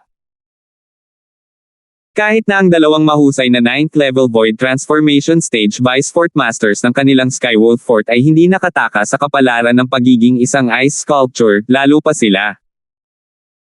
5 ice sculpture ang nakatayo sa himpapawid, at kung hindi dahil sa walang hugis na puwersang humawak sa kanila, bumulusok na sana ang mga ito at nagkawatak-watek, na naging dahilan upang mapahamak sila ng hindi nag-iiwan ng bangkay. Ang puso ng 5 tao na natatakan sa loob ng 5 ice sculpture ay napuno ng takot dahil napagtanto nila kung gaano kadelikado ang kanilang sitwasyon. Ang isang pag-iisip tungkol sa dalagitang nakadamit na dilaw ay magiging sanhi ng kanilang kamatayan ng walang pag-aalinlangan. Fort Master, lumabas ka dali. Fort Master, iligtas mo kami. Sa kasalukuyan, ang nag-iisang kaisipang ito lamang ang nananatili sa kanilang mga puso. Dahil sa origin energy sa kanilang mga puso na ganap na natatakan sa yelo, hindi nila nagawang magpadala ng voice transmission para humingi ng awa sa dalagang nauna sa kanila. Kung hindi, tiyak na ibababa nila ang kanilang pagmamataas at kaawa-awa silang humingi ng awa. Malaking aso. Si Nympha na kumokontrol sa kapalaran ng 5 dakilang Vice Fort Masters ng Skywolf Fort ay biglang nagsalita, at ang kanyang boses ay naglalaman ng origin energy, dahilan upang kumalat ito sa buong inner fort at lumaganap sa lahat ng sulok nito. 5 breaths of time. Kung hindi ka lalabas sa loob ng 5 breaths of time, dudurugin ko lahat itong 5 maliliit na aso ng Skydog Fort mo. Ang boses ni Nympha ay lumusot sa kalangitan at malinaw na pumasok sa mga tainga ng bawat tao sa loob ng kuta, at ang kanyang boses ay puno ng hindi mapag-aalinlangan ng tono. Whoosh! Nagkagulo ang buong panloob na kuta. Sino ba talaga siya? Kayang-kaya niyang gawing ice sculpture ang 5 dakilang Vice Fort Masters ng Skywolf Fort natin. Ang ice concept of legend ay talagang nakakatakot. Kailan naging Skydog Fort ang ating Skywolf Fort? Malaking aso ang Fort Master, maliliit na aso ang 5 Vice Fort Masters, tapos ano tayo? Siguro, sa paningin niya, grupo lang tayo ng mga tuta. Ang grupo ng mga matatanda at disipulo ng Skywolf Fort ay tumawa ng mapait habang nakatingin sa dilaw na dalagang nakadamit sa itaas ng langit. Sa sandaling ito, sa kanilang mga mata, ang dalagang nakadamit na dilaw ay lubos na isang munting diablo na hindi maaaring masaktan, at sinumang makasakit sa kanya ay tatamaan ng kasawian. Elder Ghost, sino ba talaga siya? Mga nasa edad 15 o 16 pa lang siya ay nagtataglay ng nakakatakot na lakas. Di kaya isa siyang demonyo. Sa isang sulok ng inner fort, si Sherman ay nakatayo roon habang nakatingin sa dilaw na nakadamit na dalaga mula sa malayo, at nagtanong siya na may takot na ekspresyon. Hindi siya demonyo. Isang nakakatakot at paos na boses ang umuugong sa isip ni Sherman. Siya ay tulad mo, isang tao. Ano? Nagsikip ang mga mag-aaral ni Sherman, at hindi niya maiwasang mapabuntong hininga. Elder Ghost, hindi ka nagbibiro, tama. Siya. Ilang taon na ba siya? Paano ang isang tao ay magkakaroon ng ganoong nakakatakot na lakas sa edad na ito? Ang kanyang lakas ay malamang na hindi mas mababa sa mailap na Fort Master ng Skywolf Fort, tama? Tanong ni Sherman. Maliban na lang kung ang master ng Skywolf Fort na iyon ay nasa martial monarch stage ng kontinenteng ito, marahil ay makakalaban pa rin niya ito. Kung hindi, imposibleng maging katapat niya ito. Patuloy ang boses ni Elder Ghost. Bukod doon, naramdaman ko ang isang bakas ng isang pamilyar na aura nang siya ay umatake. Kung talagang nilinang niya ang pamamaraang iyon ng paglilinang, kung gayon ang kapangyarihan sa likod niya. Nang matapos siyang magsalita, nagsimulang manginig ang boses ni Elder Ghost, at tila may naalala siya na nakakatakot. Paano ang kapangyarihan sa likod niya? Naramdaman ni Sherman ang takot sa tono ni Elder Ghost at hindi niya maiwasang magtanong dahil gusto niya talagang malaman kung anong kapangyarihan ang maaaring maging sanhi ng sobrang takot ni Elder Ghost.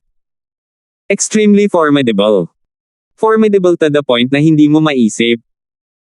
Ang boses ni Elder Ghost ay tila naging sobrang solemn na habang nagsasalita siya ng bawat salita. Kahit anong mangyari sa hinaharap, hindi mo dapat saktan ang young miss na ito. Kahit na ako ay nasa kalakasan ko, isa lang akong pag-iral na parang langgam sa mata ng grupo ng pinakamahinang tao sa kapangyarihang kinabibilangan niya. Ano? Lubos na ikinagulat ni Sherman ang mga salita ng matandang ghost. Ang isang taong kasing kilabot ni Elder Ghost sa kanyang kapanahunan ay isa lamang pag-iral na parang langgam sa paningin ng grupo ng pinakamahinang tao sa kapangyarihan na kinabibilangan ng dalagang nakadamit ng dilaw. Gaano nga ba kabigat ang kapangyarihang iyon? Kung noon, maraming beses nang narinig ni Sherman si Elder Ghost na nagyabang tungkol sa kung gaano siya kakilakilabot sa kanyang kapanahunan. Ngayon ang unang pagkakataon na nalaman ni Sherman na kahit ang panganay na ghost ay magkakaroon ng sandali ng takot. Sino ba talaga siya? Tumingin si Sherman sa batang babae na nakatayo sa itaas ng kalangitan na may nakakapasong tingin. Kung magagawa kong makipagrelasyon sa kanya, hindi ba ako makakapailang lang sa langit ng isang lukso lang? Mayroon pang 2 hininga ng oras. Mukhang ayaw pakialam ng malaking aso ang magiging kapalaran ng 5 maliliit na asong ito. Muling nagsalita si Nympha, at kasabay nito, ang walang hugis na puwersa na kanyang iniunat ay nagpakita ng mga palatandaan ng pag-atres. Young Miss Nympha, magpakita ka ng awa. Sa sandaling ito, umalangaw-ngaw sa hangin ang isang matandang boses na puno ng kawalan ng kakayahan. 868. Kasabay nito, lumitaw ang isang may edad na figure sa kalangitan. Ito ay isang matandang lalaki na may kulay asul na damit na may kulay abo na buhok at kilay, ang kanyang hitsura ay tila medyo mabangis, at siya ay may isang bungkos ng isang maikling goatee sa kanyang baba. Ang takot na nagmumula sa puso ay bumalot sa mga mata ng matanda habang nakatingin sa kalapit na dalagitang nakadamit na dilaw, at kasabay nito, hindi niya maiwasang protektahan ang goatee sa kanyang baba. Hinding-hindi niya makakalimutan ang eksena ilang taon na ang nakakaraan.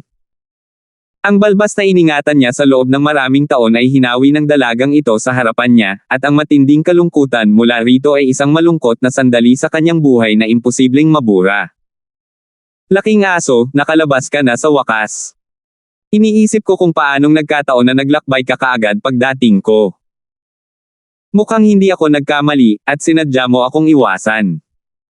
Lumiwanag ang mga mata ni Nympha nang makita niyang lumitaw ang Asher Claude na matandang lalaki, at parang nakakita siya ng isang bagay na nobela at masaya. Young Miss Nympha, hindi ka nagbago ni Katie Ting pagkatapos ng maraming taon. Mapait na tumawa ang matanda na nakadamit ng Asher, at kasabay nito, nabigla siya sa hitsura ng dalaga na hindi man lang nagbago matapos ang ilang taon na paglipas ng panahon. Naalala pa niya na noong unang beses niyang nakilala ang dalaga sa lahat ng mga taon na iyon, ang hitsura nito ay kapareho ng hitsura niya ngayon, at talagang hindi lumaki ang dalaga pagkaraan ng ilang taon. Ngunit nang pumasok sa kanyang mga mata ang hindi nakakapinsala at wagas ng ngiti ng dalaga, ito ay walang pinagkaiba sa ngiti ng isang demonyo. Alam niya na ang dalagang ito ay isang maliit na demonyo, isang ganap at lubos na demonyo. Ang kanyang panlabas na anyo ay naroon lamang upang lituhin ang iba. Malaking aso, huwag mong ibahin ang usapan. Dali, sabihin mo sa akin kung bakit mo ako iniiwasan. Kung hindi mo sasabihin sa akin ngayon, gagawin ko itong 5 maliliit na asong ito na mag-transform sa mga tipak ng yelo. Pinandilatan ni Nympha ang matandang lalaki na may kulay asul na damit at nagsalita. Ang matanda na nakadamit ng Asher ay ang mailap na Fort Master ng Skywolf Fort, si Lachlan, at siya ay isang pag-iral na umabot sa tuktok ng Void Stage.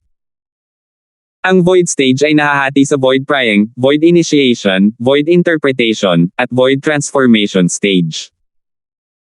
Ang pinakamataas na antas ay ang ika-9 na antas ng Void Transformation Stage. Gayunpaman, kahit na sa mga martial artist na katulad sa ika-9 na antas ng Void Transformation Stage, may pagkakaiba sa lakas.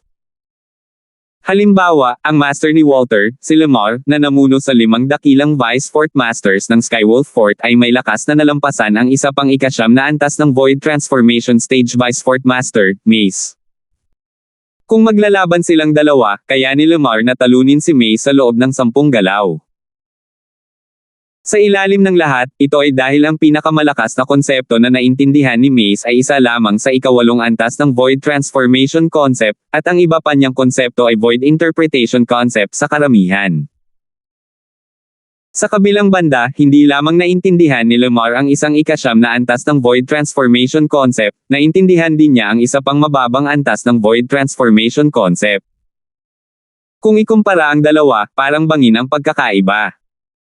Gayunpaman, bago ang Fort Master ng Skywolf Fort, Lachlan Quill, si Lemar ay hindi makakatanggap ng kahit isang strike. Dahil si Lachlan Quill ay isang dalubhasa sa ika-9 na antas ng Void Transformation Stage na nakaunawa ng dalawang uri ng ika-9 na antas ng Void Transformation Concepts, at ang ganitong uri ng mga eksperto sa Void Transformation Stage ng ika-9 na antas ay sinasabing nasa tuktok din ng Void Stage. Kalahating hakbang na lang ang layo nila bago makahakbang sa Martial Monarch Stage. Karaniwang kaalaman na hanggat ang isang martial artist sa Cloud Continent ay tumuntong sa Void Initiation Stage, sisimulan nilang maunawaan ang konsepto. Force at the Void Prying Stage, Elementary Concept sa Void Initiation Stage, Intermediate Concept sa Void Interpretation Stage, at Advanced na konsepto sa Void Transformation Stage. Gayunpaman, kung ang isang eksperto sa stage ng Void Transformation sa ika-9 na antas ay gustong makapasok sa Martial Monarch Stage, kung gayon ang eksperto ay dapat na maunawaan ang profundity. Isang eksperto lamang sa ika-9 na antas ng Void Transformation Stage na nakaunawa sa kalaliman ang may kakayahang maging eksperto sa Martial Monarch Stage. Ang paunang kondisyon para maunawaan ang profundity ay ang unang maunawaan ang hindi bababa sa dalawang uri ng mga advanced na konsepto sa ika-9 na antas. Kung ang isa ay hindi makamit ito, kung gayon imposibleng maunawaan ang kalaliman. Halimbawa, kung naunawaan ng isang eksperto sa ika-9 na antas ng Void Transformation Stage ang isang ika-9 na antas ng advanced na konsepto ng apoy, kung gayon kung nais ng eksperto na maunawaan ito ng higit pa at maunawaan ang fire profundity, kung gayon ang eksperto ay dapat magpilit sa kanyang advanced na konsepto ng sunog, samantalang ang isa pang ika-9 na antas ng advanced na konsepto ay may kakayahang magbigay ng presyon sa isang konsepto ng katulad na antas, at maaaring hindi ito magtagumpay. Karaniwang kaalaman na ang tubig ay tumutugon sa apoy. Kung ang isang dalubhasa sa ika-9 na antas ng Void Transformation Stage na nakauunawa sa ika-9 na antas ng advanced na konsepto ng apoy ay may kakayahang umunawa sa ika-9 na antas ng advanced na konsepto ng tubig, malamang na ang eksperto ay maaaring maayos na makalusot sa Martial Monarch Stage. Gayunpaman, dahil ang tubig ay tumutugon sa apoy, maliban kung ang isa ay nakakuha ng isang hindi inaasahang pagtatagpo, kung hindi, halos imposibleng maunawaan ang dalawang konseptong ito upang maging ika-9 na antas ng mga advanced na konsepto sa parehong oras. Sa kabilang banda, kung naintindihan ng isang eksperto sa ika-9 na antas ng Void Transformation Stage ang ika-9 na antas ng Advanced Fire Concept ay naiintindihan ang isa pang uri ng ika-9 na antas ng advanced na konsepto sa halip na ang ika-9 na antas ng advanced na konsepto ng tubig ay makikita na ang epekto ay nabawasan ng malaki. Maraming martial artists sa Cloud Continent na nakaintindi ng dalawang uri ng 9th level advanced concepts ngunit hindi nagawang gawin ang huling hakbang upang maging eksperto sa Martial Monarch Stage sa buong buhay nila. Nagkaroon din ng pagkakaiba sa lakas sa mga eksperto sa tuktok ng Void Stage. Mayroong ilang mga eksperto sa rurok ng void stage na nakaunawa sa 3 o higit pang mga uri ng ika-9 na antas ng advanced na konsepto sa cloud continent. Ang posibilidad para sa mga ekspertong ito na makapasok sa Martial Monarch stage ay higit na malaki kaysa sa mga eksperto na nakakaunawa lamang ng 2 uri ng ika-9 na antas ng advanced na konsepto. Sa kabuuan, kung gusto ng isa na maging eksperto sa Martial Monarch stage, kailangan ng isa na maunawaan ang 2 uri ng advanced na konsepto sa ika-9 na antas dahil iyon ang pinakamababang threshold. Young Miss Nympha, nasa closed-door cultivation ako nitong mga nakaraang araw, at sinabi ko sa kanila bago pumasok sa closed-door cultivation na dapat nilang sabihin na maglalakbay ako ng mahabang paglalakbay kapag may naghahanap sa akin. Kaya hindi ko sinasadyang iwasan ang Young Miss Nympha.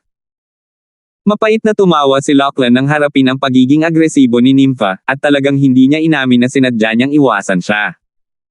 Bahagyang lumuwag ang ekspresyon ni Nympha nang marinig niya si Lachlan. Young Miss Nympha, dahil nakalabas na ako ngayon.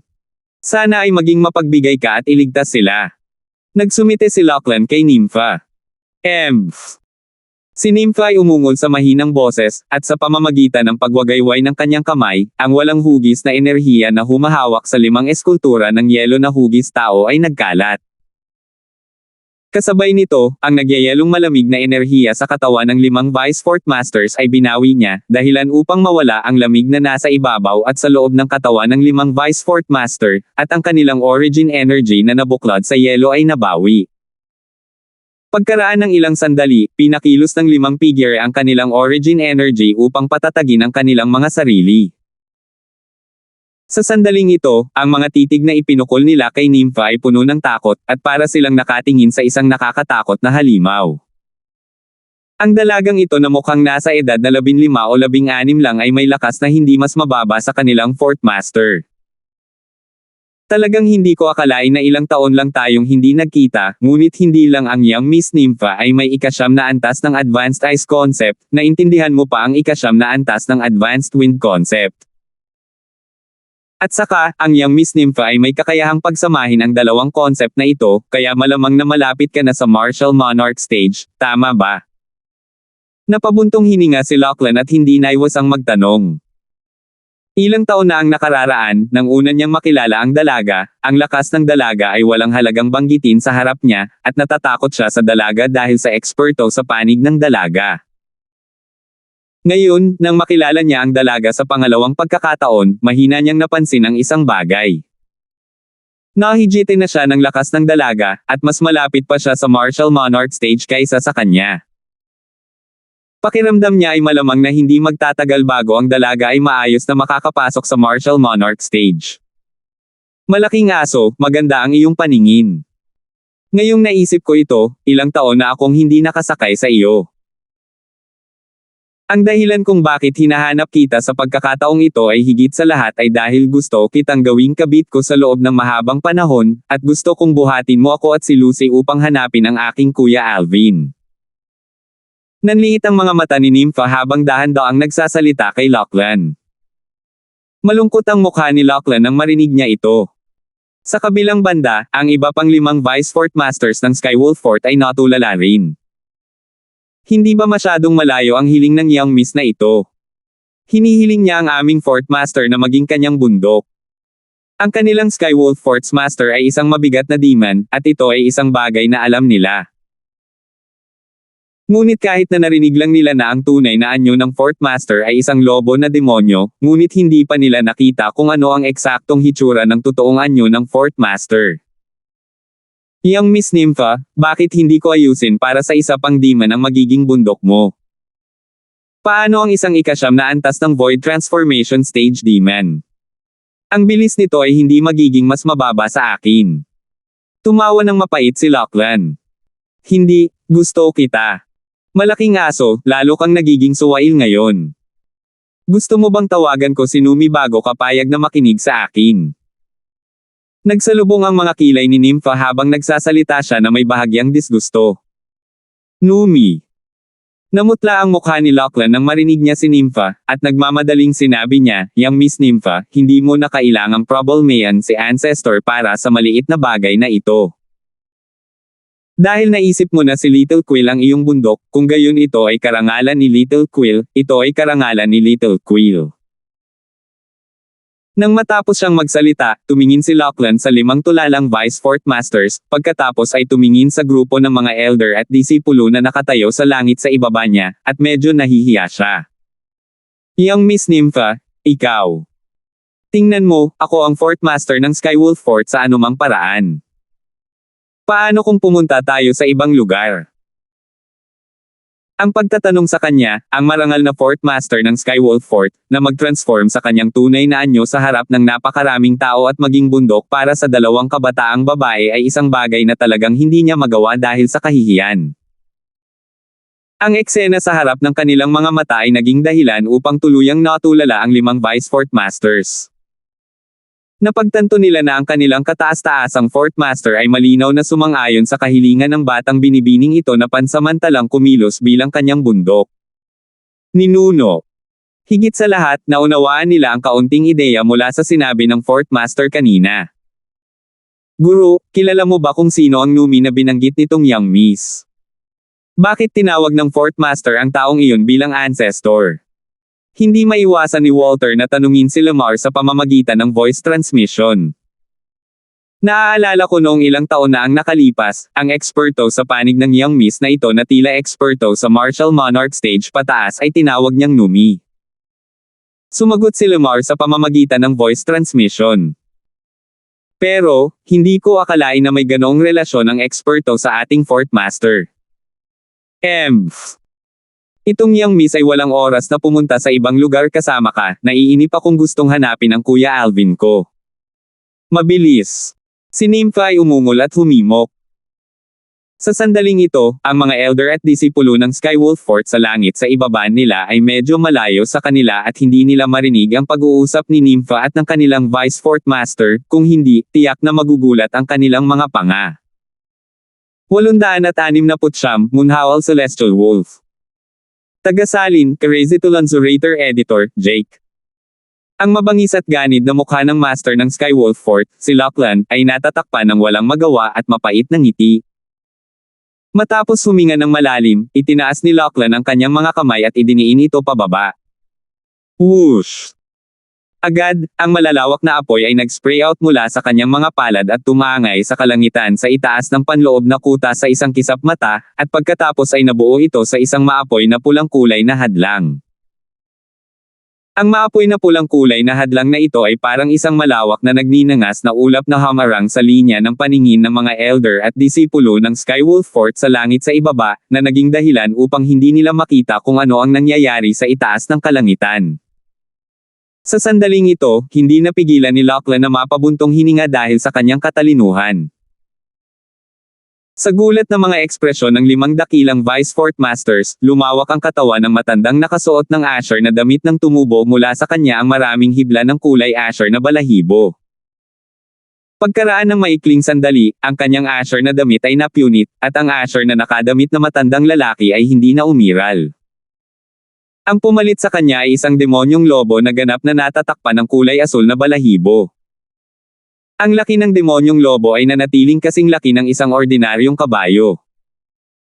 Nang lumitaw ang Asher Furred Wolf, ang 5 dakilang Vice Fort Masters ng Skywolf Fort ay hindi maiwasang mapasulyap sa badge sa kanilang dibdib. Ang ulo ng lobo sa badge ay talagang eksaktong katulad ng ulo ng kanilang tunay na anyo ng Fort Master. Mukhang ang identity badge ng ating Skywolf Fort ay ginawa mula sa sariling tunay na anyo ng Fort Master bilang modelo. Napaisip ang 5 Vice Fort Master sa kanilang puso. Ang demonyong lobo na ganap na natatakpan ng Asher-colored na balahibo ay nakatayo sa himpapawid, at bahagyang nakikita sa pagitan ng kanyang mga kilay ang isang hugis ng crescent moon na tatak. Ang tatak ay isang ganap na berdeng kulay, berdeng tatak ng buwan. Moonhowl Celestial Wolf. Si Lucy na palaging tahimik na nakatayo sa tabi ni Nympha ay hindi napigil ang mapasigaw sa gulat nang makita niya ang tunay na anyo ni Lachlan. Ang Moonhowl Celestial Wolf ay isang kakila-kilabot na demonyong hayop, at ang Moonhowl Celestial Wolf na nagtataglay ng isang violet na tatak ng buwan sa pagitan ng mga kilay nito ay kahit isang Saint Beast na nagtataglay ng isang marangal na linya ng dugo. Sa lahi ng Moonhowl Celestial Wolf, ang kanilang mga likas na talento ay nahahati sa 7 antas, at ito ay makikita mula sa kulay ng mga tatak na hugis crescent moon sa pagitan ng kanilang mga kilay. Ang 7 antas ng kanilang likas na talento ay tumutugma sa 7 kulay ng bahaghari, at sila ay ayon sa pagkakabanggit ay pulang-pula, orange, dilaw, berde, asher, asul, lila. Ang Moonhowl Celestial Wolf na nagtataglay ng Crimson Moon brand sa pagitan ng mga kilay nito ay isang pag-iral na may pinakamababang natural na talento sa Moonhowl Celestial Wolf race, at pagkatapos nilang maging adulto, halos hindi na sila makakapasok sa Void Interpretation stage. Ang Moonhowl Celestial Wolf na nagtataglay ng Orange Moon brand sa pagitan ng mga kilay nito ay may mas mataas na natural na talento. Pagkatapos maabot ang adulthood, hanggat ito ay masigasig na nilinang, kung gayon hindi magiging problema para dito na makapasok sa ika-9 na antas ng Void Interpretation stage. Ang isang Moonhowl Celestial Wolf na nagtataglay ng dilaw na tatak ng buwan sa pagitan ng mga kilay nito ay may mas mataas na likas na talento, at kadalasan ay nakakalusot ito sa Void Transformation stage.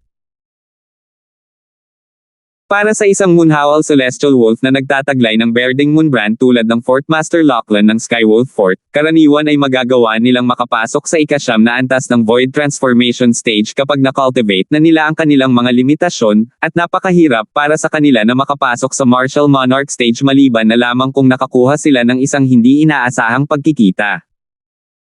Pagkatapos noon ay ang Moonhowl Celestial Wolves na nagtataglay ng brand ng Asher Moon, brand ng Blue Moon, at ng Violet Moon. Sa kanila, isang Moonhowl Celestial Wolf na nagtataglay ng Violet Moon brand ay isang tunay na Saint Beast. Para naman sa Moonhowl Celestial Wolves na nagtataglay ng Asher Moon brand at Blue Moon brand, sa halip ay itinuring silang mga inapo ng Saint Beasts, at ang kanilang mga likas na talento ay lubhang pambihira rin. Whoosh! Nang makita niya ang Quilland na nagbago sa kanyang tunay na anyo, ang katawan ni Nympha ay lumutang na parang bulak upang matibay na bumaba sa kanyang likod, at pinasakay siya nito. Lucy, halika! Kasunod nito, tinawag ni Nympha si Lucy, at ang dalawang kabataang babae ay sumakay sa likod ni Lachlan. Malaking aso, tara na! Si Nympha ay nagpakawala ng isang maisla na sigaw upang himukin si Lachlan na lumipad, at sila ay nawala sa harap ng mga mata ng 5 Vice Fort Masters sa isang kisap mata. Ipapaubaya ko sa inyong lahat ang bagay tungkol sa treasure vault na naiwan ng Martial Emperor. Hanggat nakakakuha ako ng Fire Profundity Fragment o Lighting Profundity Fragment, pagkatapos ay makakaakyat na ako sa Monarch stage ng sabay-sabay. Kasabay nito, malinaw na pumasok sa tenga ni Lamar at ng iba pa ang boses ni Lachlan, at naging dahilan ito ng pagmamadali nilang tumango. Ang stage ng Monarch ay ang Martial Monarch stage at ang karaniwang pangalan ng Demon Monarch stage. Ang mga human martial artist na pumasok sa Monarch stage ay mga eksperto sa Martial Monarch stage, samantalang, ang mga demonyong hayop na tumuntong sa Monarch stage ay mga eksperto sa Demon Monarch stage. Si Lachlan ay isang demon na nagkaroon ng anyo ng tao, at kapag siya ay sumulong ng isang hakbang, maaabot niya ang Demon Monarch stage. Hanggat nakakakuha tayo ng isang Profundity Fragment na kailangan ng Fort Master mula sa Treasure Vault ng Martial Emperor, kung gayon ang Fort Master ay magiging isang Demon Monarch stage expert. Sa oras na iyon, ang ating Skywolf Fort ay tataas ng isang antas upang maging isang second-rate na kapangyarihan sa foreign lands. Nagkatinginan ng 5 Vice Fort Masters, at kitang-kita nilang lahat ang excitement sa mga mata ng isa't isa. Tama! Biglang may naisip si Carmelo at bahagyang natatakot na sinabi, wala kaming oras para sabihin sa Fort Master ang tungkol kay Alvin. Paano natin siya dapat tretuhin sa hinaharap? Si Alvin ay halatang nagtataglay ng pambihirang relasyon kay Young Miss Nympha. Kahit na ang Saint Weapon na nasa kanya ay malamang na ibinigay sa kanya ng Young Miss Nympha. Ang mga mata nila ay kumikislap sa takot. Kung alam nila noon pa man ang tungkol sa relasyon ni na Alvin at Nympha, kung gayon ay talagang hindi nila hahabulin si Alvin at hahanapin na agawin ang Saint Weapon na nasa pag-aari ni Alvin. Huwag mong saktan si Alvin sa hinaharap. Isang bakas ng takot ang sumilay sa mga mata ni Lamar. Nakita ninyong lahat kung gaano kakilakilabot ang Young Miss Nympha. Maging ang Fourth Master ay malamang na hindi kapareha para sa kanya. At saka, may misteryoso at hindi maarak na napakalaking kapangyarihan sa likod niya, at kasama ng Fourth Master's ancestor ang Kanlansukod.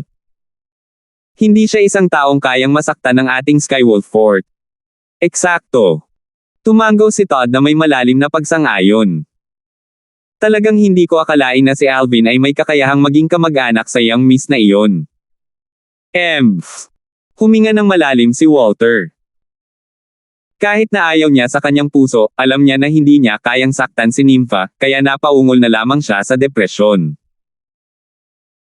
Carmelo, dahil ibinahagi ng personal mong alagad na iyon sa atin ang usapin ng pagkakaroon ni Alvin ng Saint Weapon, sa palagay ko ay nagtataglay siya ng hindi mapagkakasundo ang awayan kay Alvin. Kung maaari, payuhan siyang huwag nang makipaglaban kay Alvin para maiwasang madamay ang ating Skywolf Fort. Tumingin si Mace kay Carmelo habang nagsasalita siya. Okay. Tumanggaw si Carmelo. Hindi.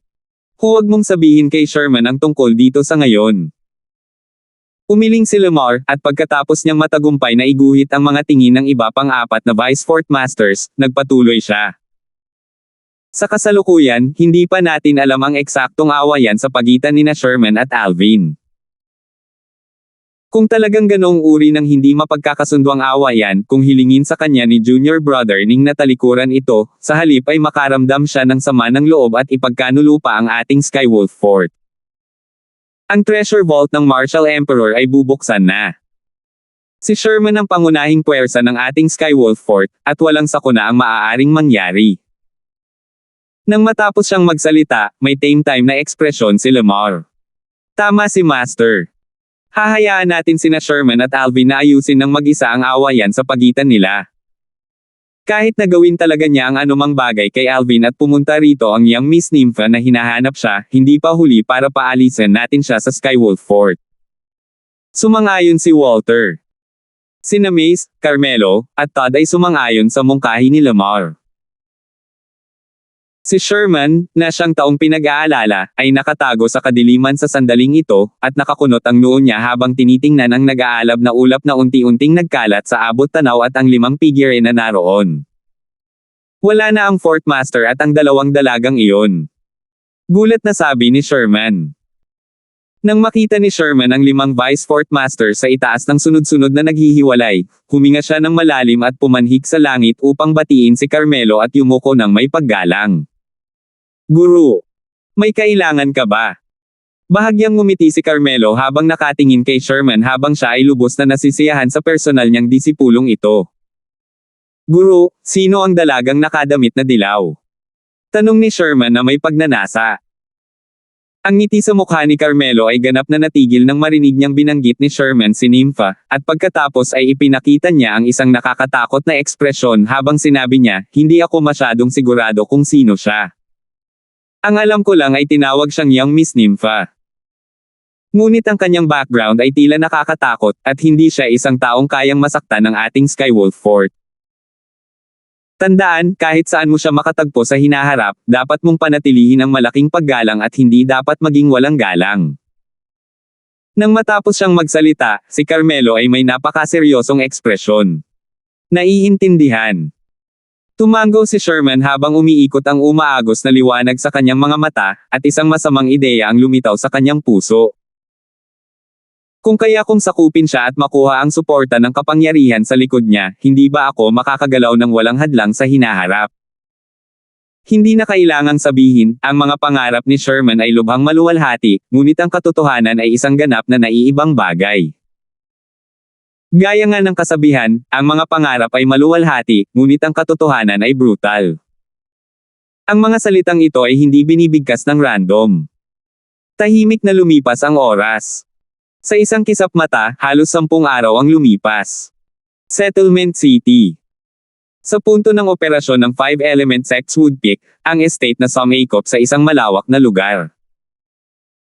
May isang magandang figure na walang tigil na kumikislap sa practice ground sa kailaliman ng estate, at ang kanyang mga galaw ay kaaya-aya na parang butterfly. Swish! Swish! Swish! Sa tuwing kumikislap ang espada sa kamay ng magandang figure, bubunot ito ng guhit sa kalangitan na mukhang napakarilag. Biglang sumailalim sa pagbabago ang mga sinaunang mammoth na silhouette sa kalangitan sa itaas ng dalaga at ilang 10 pang sinaunang mammoth silhouette ang lumabas sa manipis na hangin ngunit hindi matatag. Forsyth. Ang mga mata ni Alvin na nakatayo sa gilid ng practice ground ay biglang nagliwanag, at siya ay bahagyang nagulat. Whoosh! Ang magandang figure sa practice ground ay sunod-sunod na humampas ng ilang atake ng espada bago huminto, at pagkatapos ay iniligpit niya ang kanyang espada at lumipat patungo kay Alvin. Kuya Darfield, parang medyo iba ang pakiramdam ko noong nilinang ko ang sword skill ko kanina. At saka, parang naging mas malaki pa ang lakas nito. Ano iyon? Si Nancy, ang anak ng patriarch ng Yale clan ng Drift Cloud Town, ang dumating sa tabi ni Alvin. Silly girl, Forsyth yan. Sa mas tumpak na pagsasalita, isa itong sword Forsyth. Sa presensya nitong sword Forsyth, mabilis mong mauunawaan ang sword force kapag nakapasok ka na sa Void Prying stage. Ngumiti si Alvin. Sword force yan. Nagliwanag ang mga mata ni Nancy. Bilang young Miss of the Drift Cloud Town's Yale clan, natural na alam niya kung ano ang force, ngunit hindi niya akalain na maiintindihan niya ito ng ganoon kabilis. Nagagawa kong tulungan kang pagbutihin ang iyong konstitusyon at likas na talento, ngunit hindi kita matutulungan sa iyong kakayahan sa pag-unawa. Kaya nag-alala pa rin ako kanina.